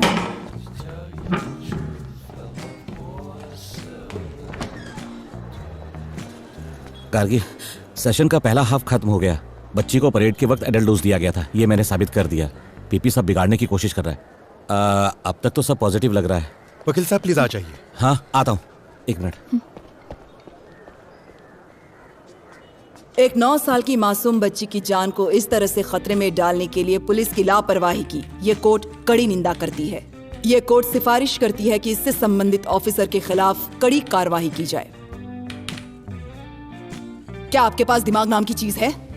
क्या आप नहीं जानते कि एक माइनर के केस को किस तरह से हैंडल करते हैं? नहीं पता कि चाइल्ड फ्रेंडली प्रोसेस को कैसे फॉलो करते हैं? पहले जाकर वो सीखिए, उसके बाद अपनी इन्वेस्टिगेशन शुरू कीजिए। अब मुद्दे पर आते हैं। डिफेंस काउंसिल, इस अपराध की गंभीरता को समझते हुए इस केस को तुरंत एडजर्न नहीं किया जा सकता, लेकिन साथ ही इस केस की फिर से जांच करने के लिए अदालत आपको 7 दिन की मोहलत देती है इंद्रंस, ओके योर ऑनर। ताकि एक बार फिर से आइडेंटिफिकेशन परेड किया जा सके मेरे और तहसीलदार की मौजूदगी में। अदालत का यह आदेश पुलिस फोर्स के लिए है। आपने आखिर में क्या कहा था मिस्टर पीपी? अगर कोई नॉर्मल जज होता तो ये केस खत्म हो चुका होता। जो आपको एबनॉर्मल दिख रहा है वो मेरी नजर में बैलेंस है। मैं जानती हूँ एक औरत का दर्द क्या होता है और ये भी जानती हूँ कि मर्द का अहंकार क्या होता है। I know the arrogance of man and pain of a woman. Both. I am the best person to decide the case. Satyamurthy. Yes sir. पापा पापा कैसे? यहाँ बात नहीं कर सकती। मैम प्लीज एक बार बात समझने करने की दीजिए। कोशिश कीजिए। वो लोग मुझे पापा से मिलने नहीं दे तुम रहे। यहाँ पर नहीं मिल सकती। जुडिशियल कस्टडी में एक पिटीशन दो, फिर मिल सकती हो। कई बार दी पर वो लोग मिलने नहीं दे रहे हैं। मिस्टर बेनेक्स। जी मैम। आप इन्हें मिलने क्यों नहीं दे रहे हैं? अंडर ट्रायल्स के पास तो विजिटेशन राइट्स होते हैं ना? हाँ मैम। तो क्यों रोक रहे हैं इन्हें? देखिए, आपने केस भी बिगाड़ कर रखा है, ऊपर से इन्हें इनका हक भी नहीं दे रहे हैं। अगर मैं चाहूँ तो ये केस सीबीआई को दे सकती हूँ। मिलने दीजिए इन्हें जल्दी। ठीक है मैम। उन्होंने हमें 7 दिन का वक्त दिया है। जज और तहसीलदार के सामने एक बार फिर से परेड होगी। लगता है जज ने फैसला पोस्टपोन कर दिया। क्या एक और परेड होने वाली है? एक शिक्षक होते हुए भी आपको सही गलत नहीं पता? ये आपका पहला केस है, कैसा अनुभव रहा? सुना है आपने पीपी के छक्के छुड़ा दिए। आपने इतना कमजोर केस क्यों लिया? आपको नहीं लगता कि आपने गलती कर दी? आप एक लॉयर हैं, फार्मासिस्ट हैं, क्या क्या करते हैं? आपने क्या पाप किया है? जज ने कहा है सभी क्या पाप किया जाएगा, जिसमें मुलजिम भी शामिल है। आप एक नया मुद्दा लेकर आए हैं इसको डाइवर्ट करने के लिए। एक्सक्यूज मी, ये कोर्ट है, कोई मछली बाजार नहीं। किच-किच करने आ जाते हैं। सर, आप एक रेपिस्ट को समाज में घूमने की आजादी देने के लिए लड़ क्यों रहे हैं?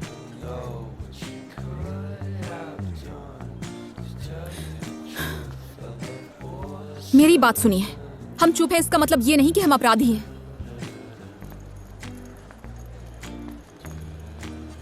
वो 2 लड़कियों के पिता हैं।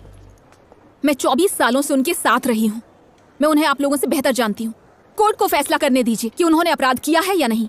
फिर लोगों को कोर्ट के फैसले के बारे में बताइए। न्यूज़ वो नहीं जो आप बनाना चाहते हैं, पर वो है जो असल में होती है। मेरे पिता बेगुनाह है और उनकी बेगुनाही साबित करके रहूंगी। अगर आपके पिता के साथ ऐसा होता तो बैठकर तमाशा देखते? हाँ, आप सब शांत बैठते?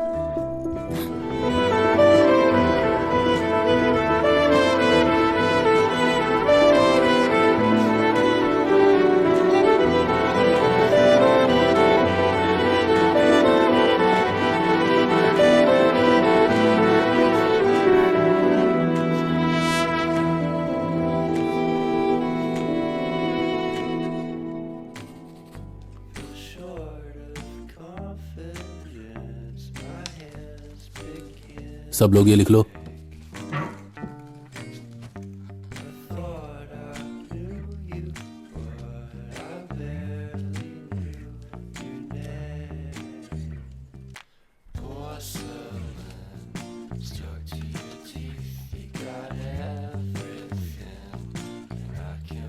गार्गी,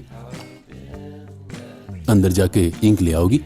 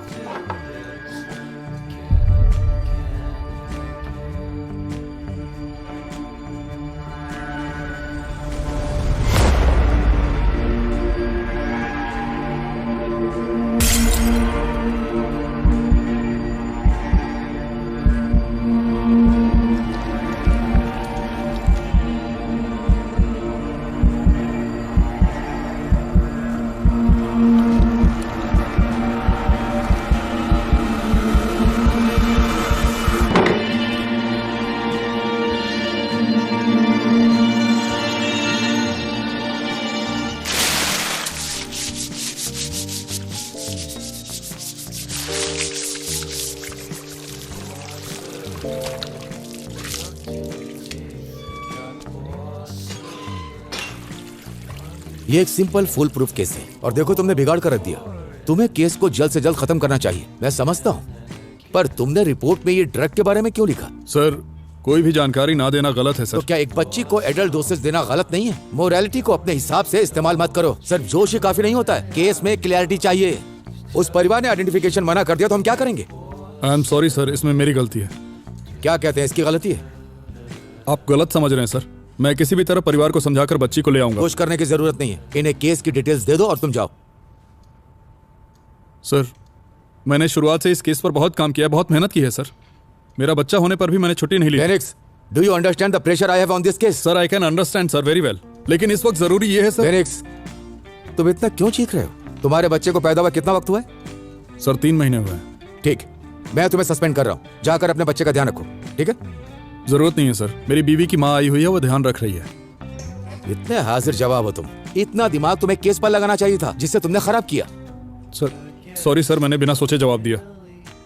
मैं समझता हूँ सर, आप पर बहुत प्रेशर होगा, ऊपर से कॉल्स, मीडिया, और मैंने वो डोजेज वाली भी गलती कर दी। But sir, give me one more chance, just last chance. उस बच्ची के परिवार को मनाना मेरी जिम्मेदारी है। Please sir, just give me one more chance, please. अगर वो नहीं माने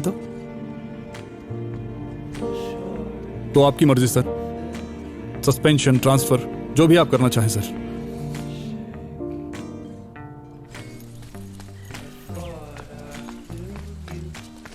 सुनो सुनो, अपने पापा को देखकर सारा समय रोने में बर्बाद मत कर देना, मुझे उनसे कुछ सवाल करने हैं।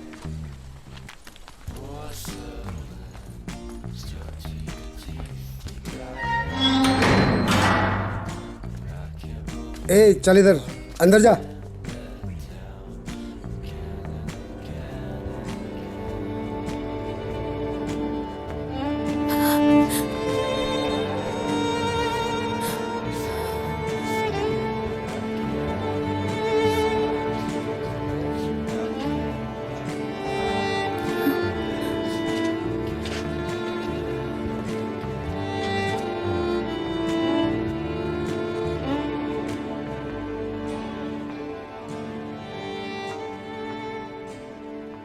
गार्गी,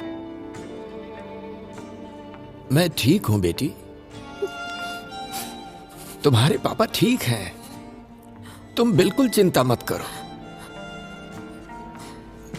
अच्छा, तुम आंख के डॉक्टर के पास गई थी क्या? अक्षु और मेरी डोसा वाली कैसी है? तुम सब ठीक तो हो ना? सर, गार्गी को काम से निकाल दिया है, अक्षर स्कूल नहीं जा रही है। आजकल आपके घर पर डोसा का आटा लेने कोई नहीं आता, और आगे के दाई तरफ की खिड़की का शीशा भी किसी ने तोड़ दिया है। ये हाल है सर।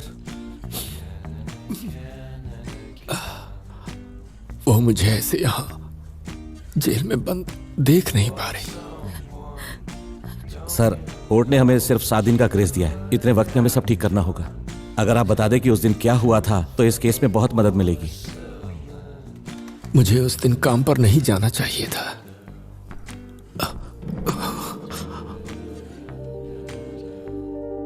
मैं बच्ची की हालत को देखकर डर गया था। मैंने वही किया जो एक बाप करता। मैं उसे उठाकर उसके घर ले गया।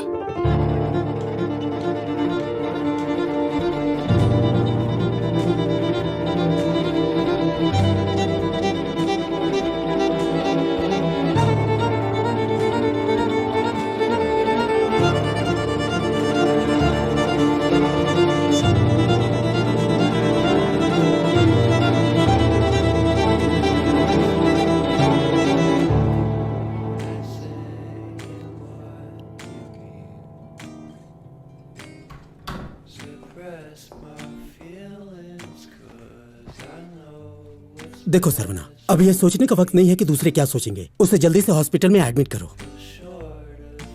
उसे इंटरनल इंजरी हुई है, उसे मेडिकल केयर की जरूरत है। सर, सही कह रहे हैं, उसे हमें जल्द हॉस्पिटल लेकर जाना चाहिए। प्लीज हमें अकेला छोड़ दीजिए, हम संभाल लेंगे। मैं समझता हूँ सरवना, यह सिर्फ मेरा एक सुझाव है। आप प्लीज जाइए, मैं संभाल लूंगा। उसके बाद मैं उनके घर से चला आया। सर, आप उनके घर से कितने बजे निकले थे? करीब 8 बजे। जब आप उस बच्ची को उसके घर लेकर गए थे तो कितने बजे थे? 6:30 बजे का वक्त होगा। सर, क्या किसी ने आपको बच्ची को घर ले जाते हुए देखा था? नहीं साहब, किसी ने नहीं देखा? ऐसा कैसे हो सकता है? उस दिन वहां सिर्फ मैं ही था। दरअसल उसका घर सीढ़ियों के पास है। बिल्डिंग में कोई भी सीढ़ियों का इस्तेमाल नहीं करता, सब लिफ्ट से ही आते जाते हैं। सर, एक और सवाल। आपकी ड्यूटी 6 बजे खत्म होती है, आप 6:30 तक वहां क्यों रुके थे? रोज तो आप 6 बजे तक घर लौट जाते थे, उस दिन आप वहां क्या कर रहे थे सर, वो भी अकेले? सर, मेरे सवाल का जवाब दीजिए। वैसे मैं रोज 6 बजे निकल जाता था, पर उस दिन सैंड्रा को देखने लड़के वाले आ रहे थे और उसके पिता ने छुट्टी ली थी, इसीलिए मुझे उस दिन नाइट शिफ्ट भी करनी थी। पक्का यही वजह है? क्या आप मुझे मेरा काम करने देंगी? बोलिए सर। आप यहाँ हैं इसलिए खुलकर बात नहीं कर पा रहे हैं। 5 मिनट के लिए हमें अकेला छोड़ मैं दीजिए। यहीं खड़ी रहती हूँ, ठीक है? बताइए सर, 14 नवंबर को 6 से 6:30 के बीच आप क्या कर रहे थे? साहब, मेरी ड्यूटी 6 बजे खत्म हो जाती है, फिर उसके बाद मन करता है घर पर रहूं तो ये सब काम से बच जाऊंगा। क्या करूं मैं?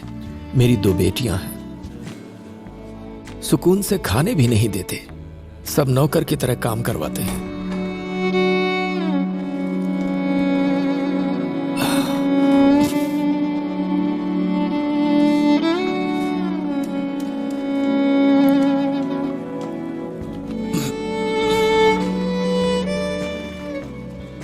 6 बजते बजते हड्डियां टूटने लगती हैं।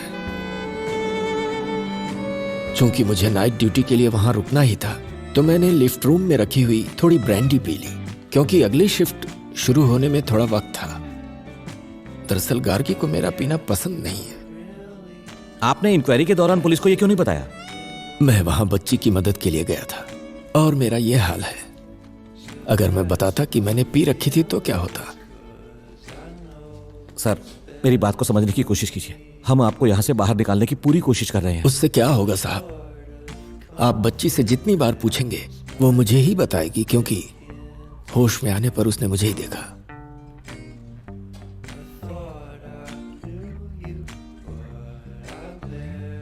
गार्गी, तुम एक बार भी मेरा चेहरा नहीं देखोगी? क्या सबकी तरह तुम्हें भी मुझ पर शक है बेटी?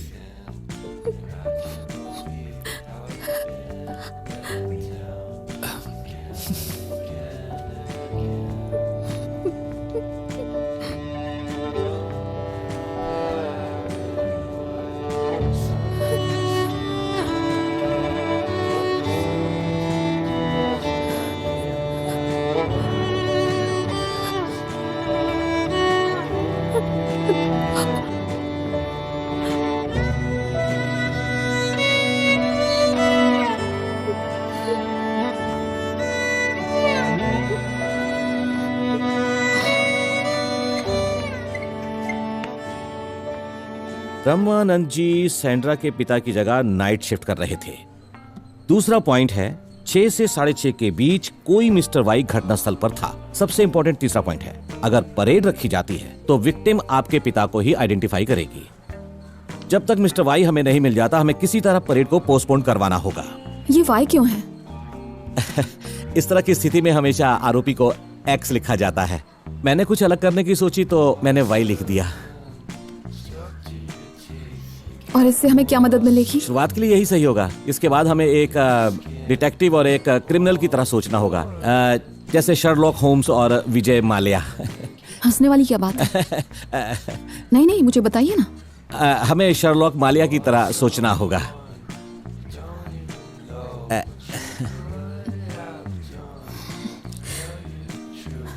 सुनिए, क्या हम शांति अपार्टमेंट्स के सेक्रेटरी से किसी तरह बात कर सकते हैं? भाई, कौन हो तुम? सेक्रेटरी से मिलना है। उनसे क्यों मिलना है तुम्हें? हमें उनसे कुछ बात करनी है। आप घर बता दीजिए, हम चले जाएंगे। ये दोनों कौन हैं? सर, हम इस बिल्डिंग के सेक्रेटरी से मिलने आए हैं। तुम लोगों ने हमें पहले से परेशान किया है। चलो निकले यहाँ से। वॉचमैन दरवाजा बंद करो। ठीक है, अभी बंद करता हूँ। जाइए यहाँ से, गेट बंद करो। हाँ सर, अभी कर देता हूँ।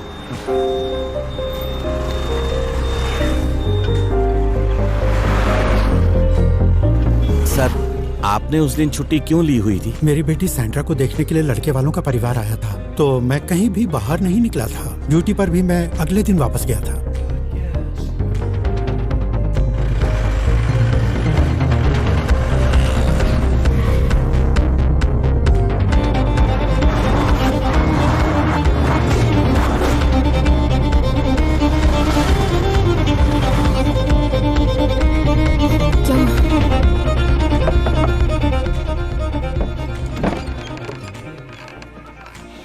मैडम, आप यहाँ अचानक कैसे? उस दिन के बाद से सब कुछ बदल गया और पूरी बिल्डिंग हिली हुई है। ये लीजिए सब। रुको, यहाँ बैठो। रुको, मेरी गोद में बैठो। पता है, उस बिल्डिंग में हर घर पर नौकरानी या कुक है। कुछ भी गॉसिप होता है तो हमारे कानों तक सबसे पहले आता है। ऐसी कोई बात नहीं जिसके बारे में हमें ना पता हो। अगर आपको किसी पर शक है तो मुझे ऐसा कुछ नहीं लग रहा। आपको जो चीज गलत नहीं लग रही है वो हमारे लिए बहुत काम की हो सकती है। आपको जो पता है वो सब बता दीजिए। आप मेरे बच्चों को फ्री में ट्यूशन पढ़ाती हैं। अगर मुझे कुछ अजीब लगा तो सबसे पहले आपको ही बताऊंगी।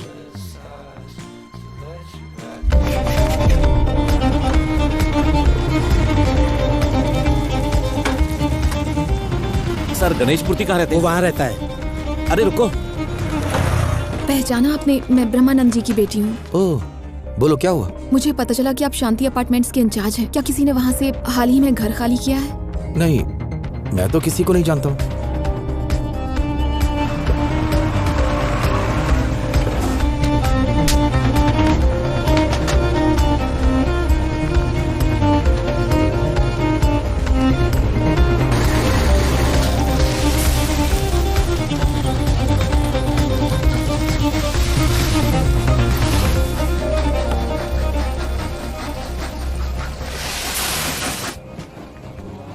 सॉरी सर, मैंने सोचा था मैं इसे सीक्रेट ऑपरेशन के जैसे खत्म कर दूंगा। भाड़ में जाए तुम और तुम्हारा सीक्रेट ऑपरेशन। अब तो पूरी दुनिया को पता चल चुका है। आजकल तो वो मुझे देखना भी नहीं चाहती। वो अब तक सदमे से बाहर नहीं निकल पाई है। अगर तुम्हारी कोई बेटी होती तब तुम्हें समझ में आता। जब उसने उसकी तरफ उंगली दिखाकर कहा ना कि इसने किया है। तुम्हें पता नहीं मेरे अंदर क्या बीती। सिर्फ तुम्हारे इस बकवास लॉ और जस्टिस की वजह से उसे छोड़ दिया, नहीं तो काट के फेंक देता।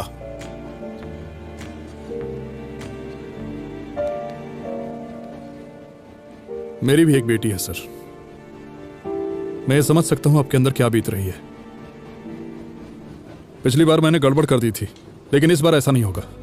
ट्रस्ट मी सर, मैं अपना बेस्ट देने के बावजूद भी हार गया।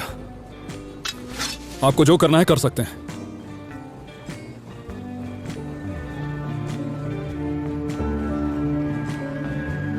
यस सर, हम परेड रखवा सकते हैं सर। यस सर, 7 मार्च को। ठीक है सर।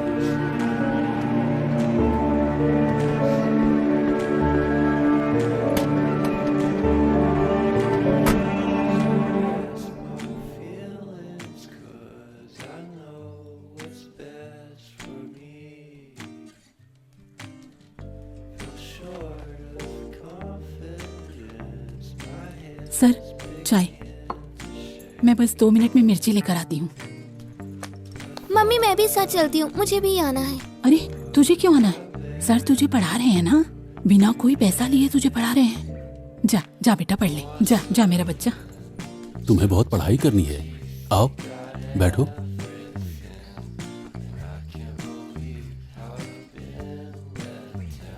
यहाँ आकर बैठो। आओ।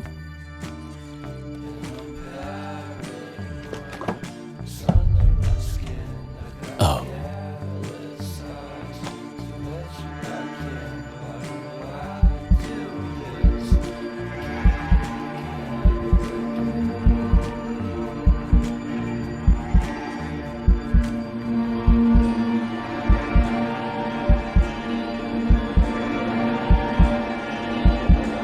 इस येलो फ्रॉक में तुम बहुत सुंदर दिखती हो।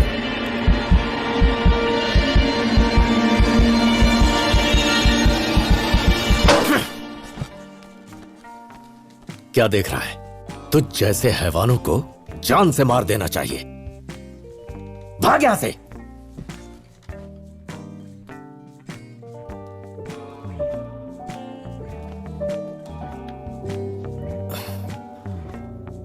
गार्गी, पता है तू किसकी बेटी है?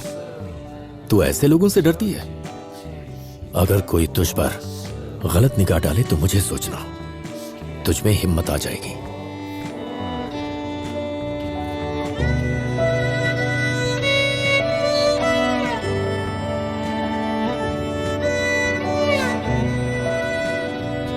चाय पी लीजिए। इस वक्त चाय ज्यादा इंपॉर्टेंट है। सॉरी। कोई बात नहीं, गर्म चाय पीने से टेंशन कम होती है। मेरी तो होती है। कुछ तो गलत है। ऐसा लग रहा है कि हम एक कदम आगे बढ़ रहे हैं तो 4 पीछे चली जा हम रहे जो कर रहे हैं उसमें गलत क्या है? हमें जहां से कुछ पता लगता है वहां जा रहे हैं। पापा से शुरू करके जो लोग उस बिल्डिंग में काम करते हैं, पेपर वाला, कुरियर वाला, वहां रहने वाले, स्विगी वाले, अमेजोन वाले, नौकरानी और गणेश मूर्ति से भी बात कर चुके हैं हम। कोई कसर नहीं छोड़ी। हम एक आदमी को भूल गए।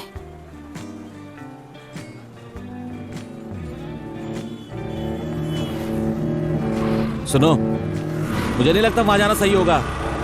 तो तुम यहीं रुक जाओ, मैं खुद संभाल लूंगी। मेरा मतलब वो नहीं था। तुम्हें पता है इससे क्या हो सकता है? मुझे किसी भी तरह पापा को बचाना है, बस। वहां जाना लीगली गलत है।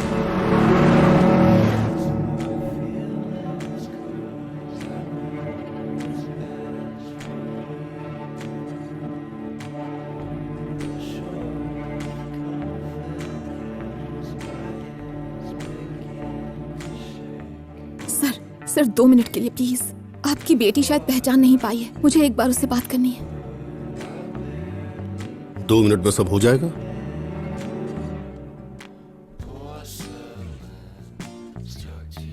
सर, हम आपका दर्द समझते हैं, पर आपको भी हमारी तरफ का न्याय समझना होगा। बता तेरे तरफ का न्याय क्या है? मुझे मत समझा।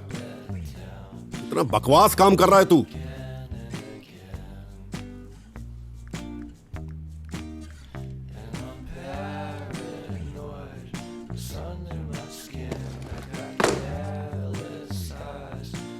मेरी बेटी इस डिब्बे में बिस्किट रखती थी कुत्ते को खिलाने के लिए, और अब इसमें सिर्फ दवा भरी हुई है। वो बहुत छोटी थी जब उसकी मां गुजरी। मैं ही उसके लिए सब कुछ हूं। अगर उसे कोई परेशानी होती तो भागकर मुझे गले लगा लेती थी। जब उस 5 हैवानों ने उसके, वो सोच रही होगी पापा आएंगे, पापा आकर मुझे जरूर बचा लेंगे। साला उन 5 हैवानों के छोटे छोटे टुकड़े कर देने चाहिए।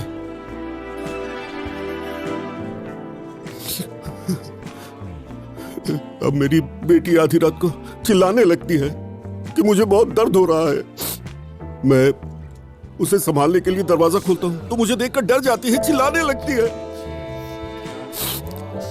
आजकल वो मुझे अपना पापा नहीं समझती है, वो मुझे एक मर्द समझती है। इतना टॉर्चर सहने से तो अच्छा मर जाती।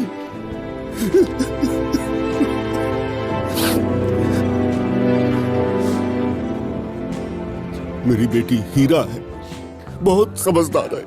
वो कभी ट्यूशन या एक्स्ट्रा क्लासेस के लिए नहीं गई, पर अब उसे अपना डेली रूटीन भी याद नहीं रहता है। मुझे उसे सब कुछ फिर से सिखाना पड़ रहा है।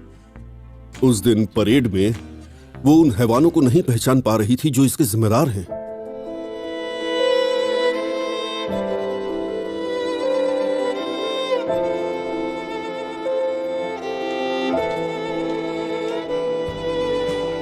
मैडम, मुझे लगा था मेरी बेटी भी बड़ी होकर आप जैसी बनेगी। लगता है वो सपना सच नहीं होगा।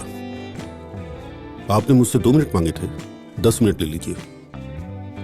जाइए, जो बात करनी है कर लीजिए, अपनी तसल्ली कर लीजिए। Thank you sir. गार्गी, नहीं इमरान, मुझे उससे बात करनी है। हे! इतना सब होने के बाद मेरे घर में कैसे घुस आई? चल निकल यहाँ से, मार डालूंगा तुझे।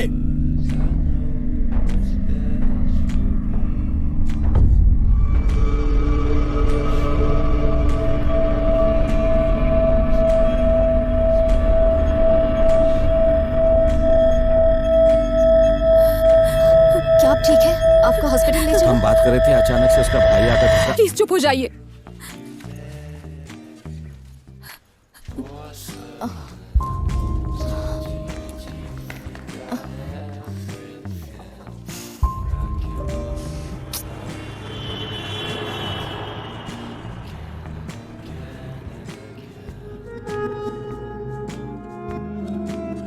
अब क्या होगा इंद्रांश?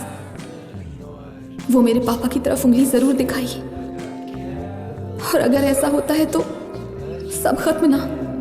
नहीं, ऐसा नहीं होना चाहिए। इंद्रांश, क्या हम एक और बार उनके घर जाकर बात करें? हाँ, चलिए ना इंद्रांश।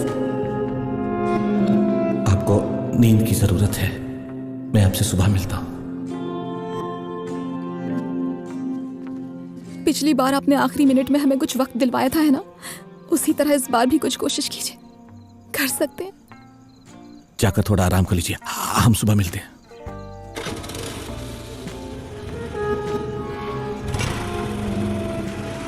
तुम उनके घर क्यों गई थी, वो भी इतनी रात को? हमें कुछ तो करना होगा ना माँ। तो क्या हुआ? ऐसे में कोई भी अनजान आदमी तुझ पे झपट सकता है। मुझे समझ में नहीं आ रहा कि मैं क्या करूं। बस करो, तूने अब तक जो किया बहुत है, और वो लॉयर किसी काम का नहीं है।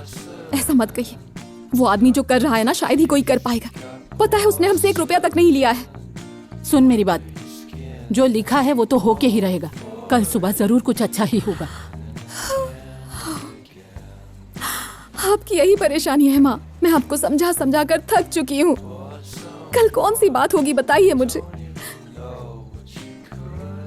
अच्छे कर्म, किस्मत, अच्छाई जैसी चीजों पर विश्वास करती है ना, मुझ पर जरा भी भरोसा नहीं। शायद मैं आपका बेटा नहीं हूँ, बेटी हूँ, इसीलिए।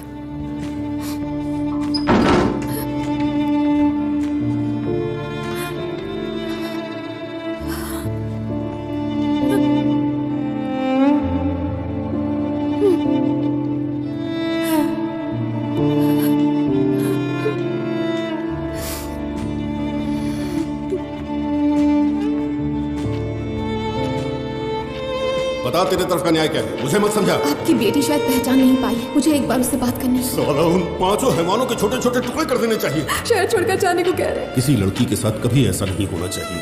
कल की परेड में मैं अपनी बेटी के साथ आऊंगा और ये देखूंगा कि वो तुम्हारे पिता को आइडेंटिफाई करे।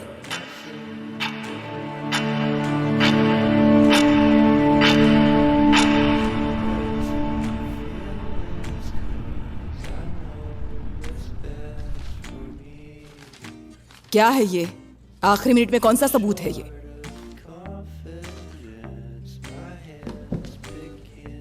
यार ऑनर, जैसा कि मैंने आपको दिए गए रिक्वेस्ट लेटर में लिखा था, मुझे आखिरी मिनट पे कुछ नए सबूत मिले, इसलिए मैं चाहता हूं कि कोर्ट इसे कबूल करे।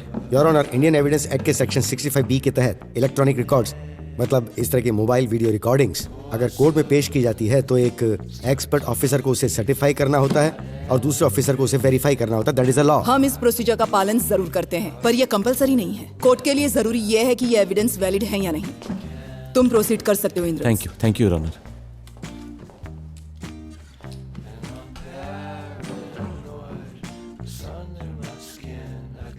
मेरी बेटी हीरा है, बहुत समझदार है।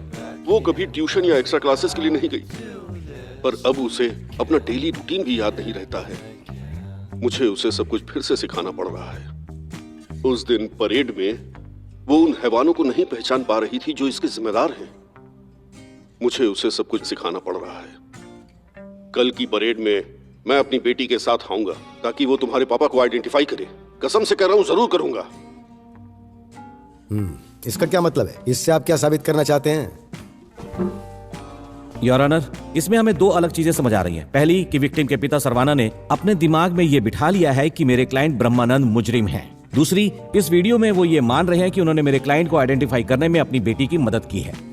यानी विक्टिम ने अपनी मर्जी से आइडेंटिफाई नहीं किया है, अपने पिता की मदद से ही उसने ऐसा किया है।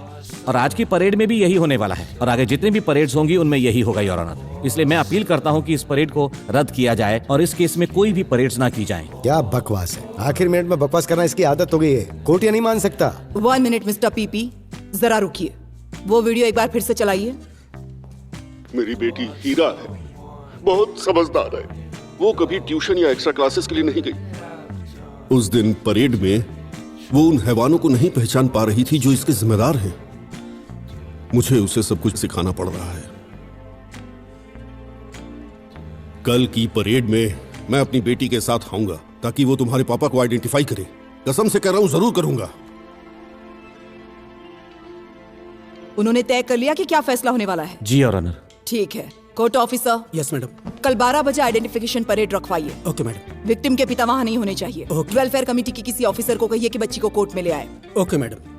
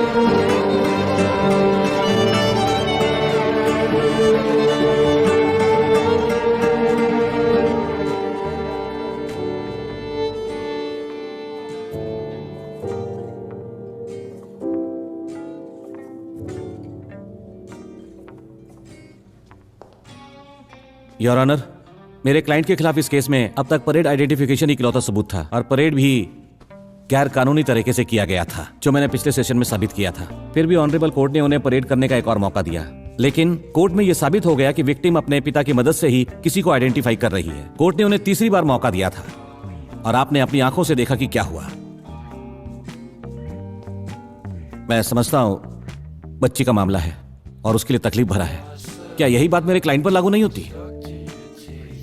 वो 60 साल के हैं, 2 लड़कियों के पिता हैं। प्रेस और मीडिया दोनों ने मिलकर इन्हें और इनके परिवार की इज्जत को पूरी तरह मिट्टी में मिला दिया, जिस वजह से समाज ने उनका बहिष्कार कर रखा है। और वजह इतनी है कि वो बता नहीं पा रहे हैं कि 6 से 6:30 के बीच वो कहां थे।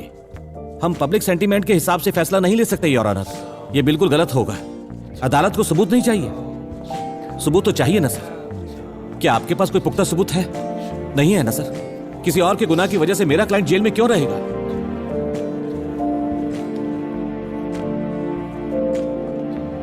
योर ऑनर, अदालत मेरे क्लाइंट के खिलाफ लगे सभी आरोप खारिज करे और उन्हें जल्द से जल्द बेल पर रिहा किया जाए। तुम चाहते हो वो आजाद घूमे? तुम ऐसा सोच भी कैसे सकते हो? तुम्हारा क्लाइंट गुनहगार है। I no. It's not what you know sir, it's what you can prove. That's how court works. Victim ने आरोपी को आइडेंटिफाई नहीं किया, लेकिन यह भी सच है कि उसने उसे बेगुनाह नहीं बताया।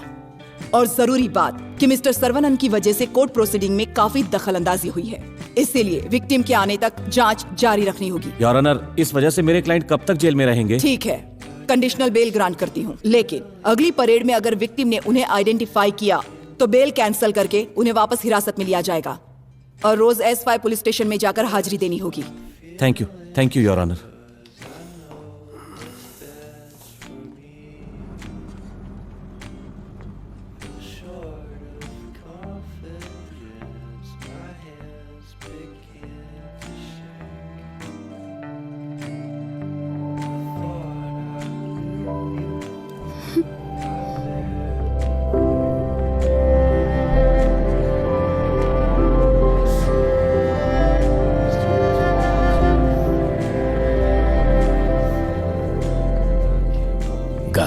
हाँ पापा। अक्षु कहाँ है? मैंने उसे दूध लेने भेजा है। मैं देख कर आती हूँ पापा। गार्गी, तुम अपने पापा का ध्यान रखो, मैं जाता हूँ। और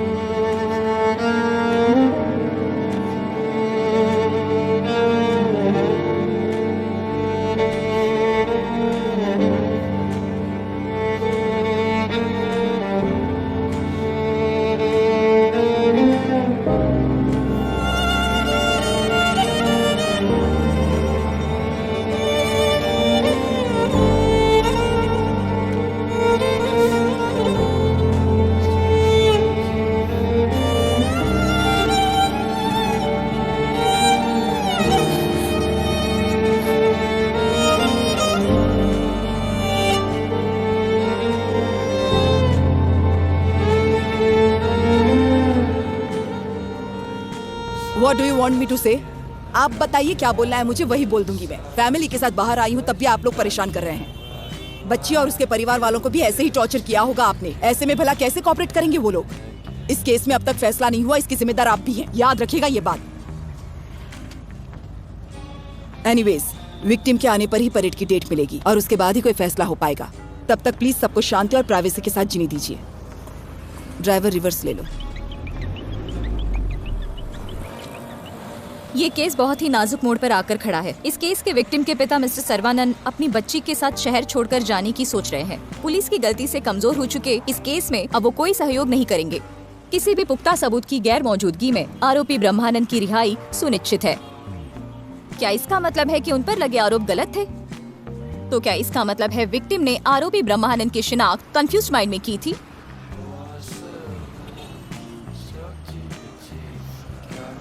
कैमरामैन डीकिन रॉजर्स के साथ मैं अहल्या। मैंने शुरू में ही बॉस से कहा था कि पूरी तरह से छानबीन करने के बाद ही इसे रिपोर्ट करते हैं, लेकिन फ्लैश न्यूज के नाम पर मुझसे ये सब करवाया। अब देखो कितनी शर्मिंदगी हो रही है। इसमें हमारी कोई गलती नहीं है मैम। अगर पुलिस ने ठीक से जांच की होती तो वो 5वें आरोपी को पहले ही गिरफ्तार कर लेते। उन्होंने हर जगह गलती की और बेचारी बच्ची को कितना परेशान किया, और इस सब में उस बच्ची ने गलत इंसान पर उंगली उठा दी।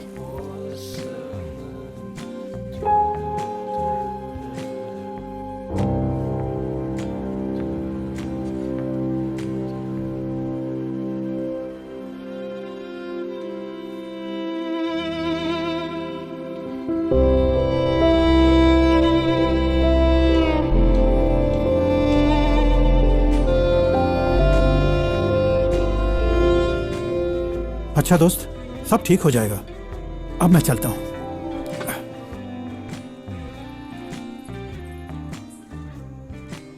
ये क्या पापा, आप शहर छोड़ना चाहते हैं?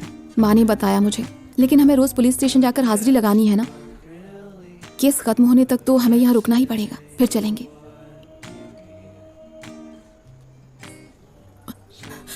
Uncle, uncle. क्या हुआ बेटा? बोलो, हिचकिचाओ मत। पापा कौन से ब्रांड की शराब पीते हैं? वो क्या है ना, अब तक सदमे में है, उससे वो थोड़ा बेहतर फील करेंगे। मैं संभाल लूंगा, तुम टेंशन मत लो। नहीं अंकल, आप मुझे बताइए ना। मैंने बोला ना कि मैं संभाल लूंगा। ठीक है पापा। अंकल। क्या हुआ? चलो थोड़ा बाहर घूम कर आते हैं। नहीं भाई, बाद में किसी और दिन रखते हैं। अब जिद मत करो, चलो चलो यार। मुझे दीजिए। आओ।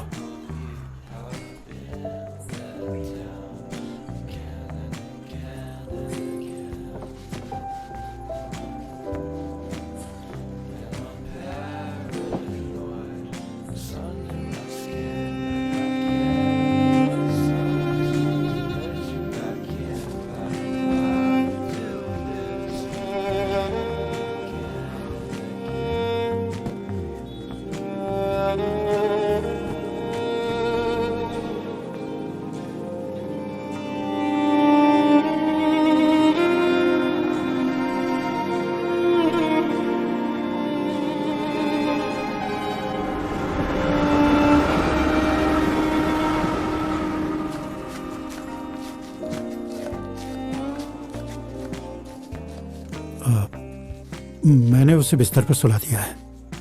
पी तो उसने थोड़ी ही है, लेकिन काफी दिनों बाद पी है तो उतने में ही नशा हो गया। तुम्हारे बारे में बात कर रहा था, खुद को कोस रहा था कि तुम्हें उसकी वजह से कितनी जिल्लत उठानी पड़ी है। वो जल्द से जल्द यहाँ से चले जाना चाहता है। चले जाएंगे अंकल, लेकिन केस खत्म होने तक तो रुकना ही पड़ेगा ना। ये वो नहीं समझ रहे हैं। उन्हें देखकर बहुत बुरा लगता है। उनके लिए कहीं दूर काम ढूंढना होगा। तुम उसकी फिक्र मत करो बेटी, मैंने बहुत लोगों को बोल रखा है, जल्दी उसे कोई काम मिल जाएगा। ठीक है अंकल, जैसा आप सही समझें। माफ करना बेटा, मुझे पहले ही आना चाहिए था तुम्हारी मदद के लिए, लेकिन मैं डर गया था। कोई बात नहीं अंकल, पापा का आपके अलावा कोई अच्छा दोस्त नहीं है। जब तक सब सही नहीं हो जाता आप ऐसे ही आ जाया कीजिए, लेकिन अगली बार पीने की परमिशन नहीं दूंगी। उसकी मुझे फिक्र नहीं, किस्मत वाला है वो जिसे तुम्हारी जैसी बेटी मिली है, लेकिन साथ ही ऊपर वाला तुम्हारी परीक्षा भी ले रहा है। पापा साथ रहें, इतना ही चाहती हूँ। उसके लिए कुछ भी कर सकती हूँ। सैंड्रा से पूछकर देखिएगा, वो भी यही बात कहेगी आपसे। वो अब क्या कहेगी? पिछले हफ्ते ही उसने अपने दोस्त के साथ भागकर शादी कर ली है। सैंड्रा ने? हाँ बेटा, वो बड़ी हो चुकी है। उसने कहा उसे जिंदगी का फैसला लेने का हक है और घर से भाग गई। आपने तो उसके लिए लड़का ढूंढा था ना? हाँ बेटा, मैंने वो सब किया जो किसी बाप को करना चाहिए था। जिस लड़के को मैंने चुना था उसकी बैंक में परमानेंट नौकरी थी। मैंने पूरे दिन की छुट्टी ली और उसके बारे में सारी जानकारी जुटाई थी। लड़के वाले हमारे घर भी आए थे। पता है उनके आने पर उसने क्या कहा? कहा कि मैं किसी और से प्यार करती हूँ और उसी से शादी करूंगी। सबके सामने मेरा सर झुका दिया बेटा। मुझे बहुत गुस्सा आया और मैंने उसे बहुत मारा। उस गुस्से में आकर मैंने बहुत ज्यादा शराब भी पी ली थी। सैंड्रा ने जो भी किया वो गलत है अंकल, लेकिन शराब पीकर बेटी को मारना तो सोल्यूशन नहीं था ना। आप उसे बिठाकर समझाकर बात करते तो मामला सुलझ जाता।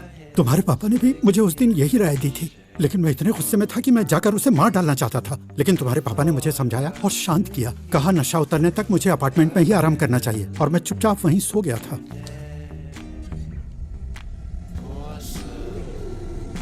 मेरी बेटी सैंड्रा को देखने के लिए लड़के वालों का परिवार आया था, तो मैं कहीं भी बाहर नहीं निकला था। इसलिए मैं ड्यूटी पर भी उसके अगले दिन ही वापस गया था।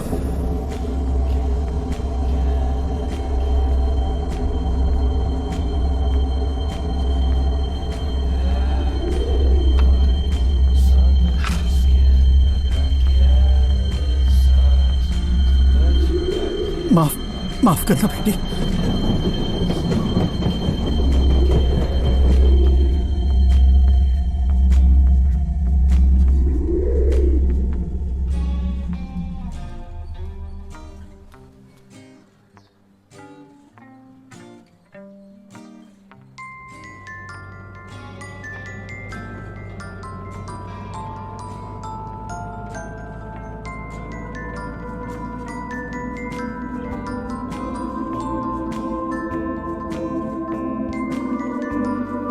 बेल ऑर्डर कॉपी दिखाओ।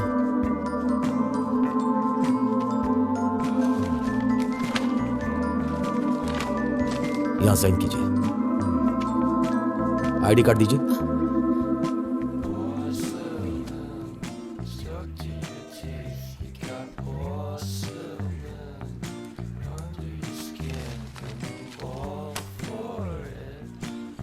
आप भी साइन कीजिए।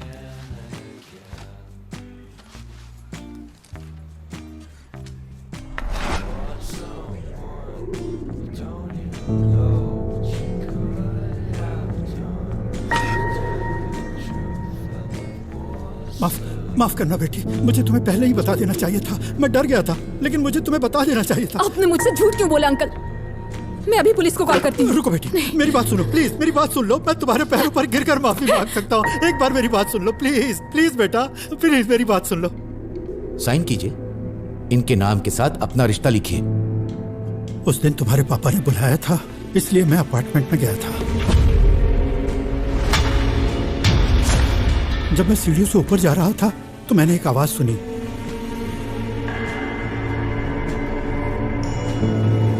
सबसे पहले उस बच्ची को आज बेहोशी की हालत में मैंने ही देखा था। मैं बहुत शॉक्ड हो गया था और मुझे कुछ समझ नहीं आ रहा था मैं क्या करूं। मेरे हाथ पैर सुन्न हो गए और दिमाग ने काम करना बंद कर दिया। जैसे तैसे मैं टेरेस पर पहुंचा और उस दर्दनाक घटना के बारे में तुम्हारे पापा को बताया। उसने मुझसे कहा कि मैं किसी से कुछ न कहूं, और फिर मैं बहुत नशे में भी था, केस मुझ पर भी चढ़ जाएगा। उसने कहा कि मैं लिफ्ट रूम में जाकर सो जाऊं। उस बच्ची को उसने घर पहुंचा दिया। उस बच्ची के लिए उसने जो भी हो सका उसने किया। अगले दिन जब मैं उस अपार्टमेंट से निकल रहा था, ब्रह्मा ने मुझे कॉल करके कहा कि कोई भी मुझसे इस बारे में पूछे तो बोल देना कि तुम घर पर थे और बेटी को देखने के लिए लड़के वालों के आने का इंतजार कर रहे थे। पर उस दिन सैंड्रा को देखने लड़के वाले आ रहे थे और उसके पिता ने छुट्टी ली थी। आप उस शाम 6 से 6:30 के बीच क्या कर रहे थे? क्या कहा? पापा, मैं फिर से पूछ रही हूँ, 14 नवंबर को शाम 6 से 6:30 के बीच आप कहाँ थे और क्या कर रहे थे? मैं बताया ना बेटा, टेरेस के लिफ्ट रूम में बैठकर पी रहा था।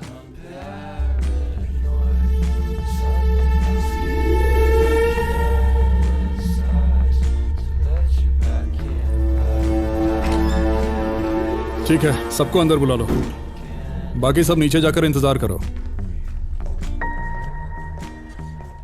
सर, आप यहीं रुकिए।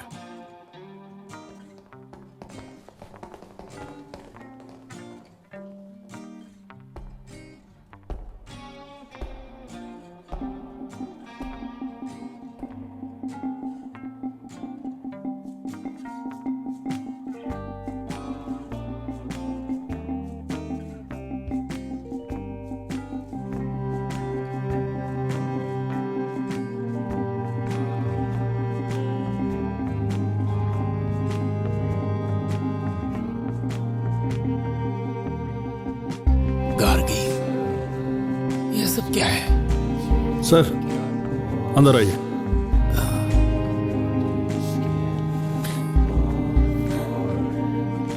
चलो।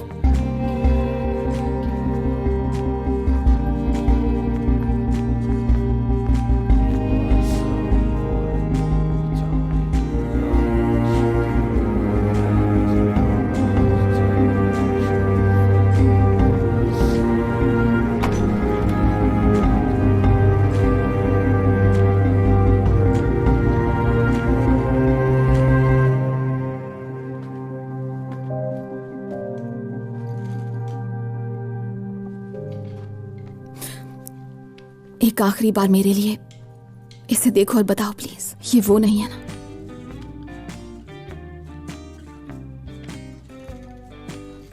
प्लीज बेटा, एक बार देखो इसे, सिर्फ एक आखिरी बार। ये नहीं थे ना? एक बार देखो बेटा, एक बार, सिर्फ एक बार। ये वही है। आप सब मुझे इतना परेशान क्यों कर रहे हैं? मुझे अकेला छोड़ दो प्लीज।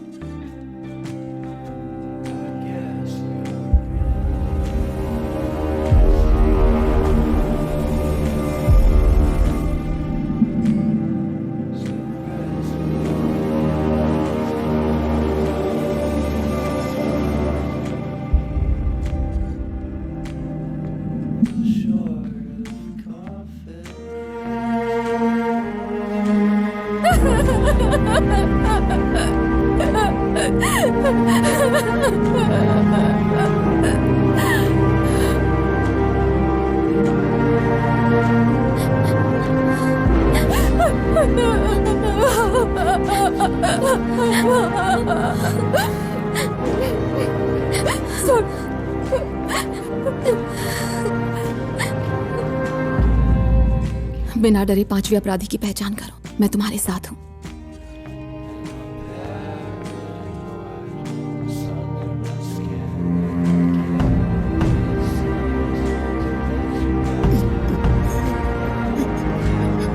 गार्गी बेटा, मुझे माफ कर देना।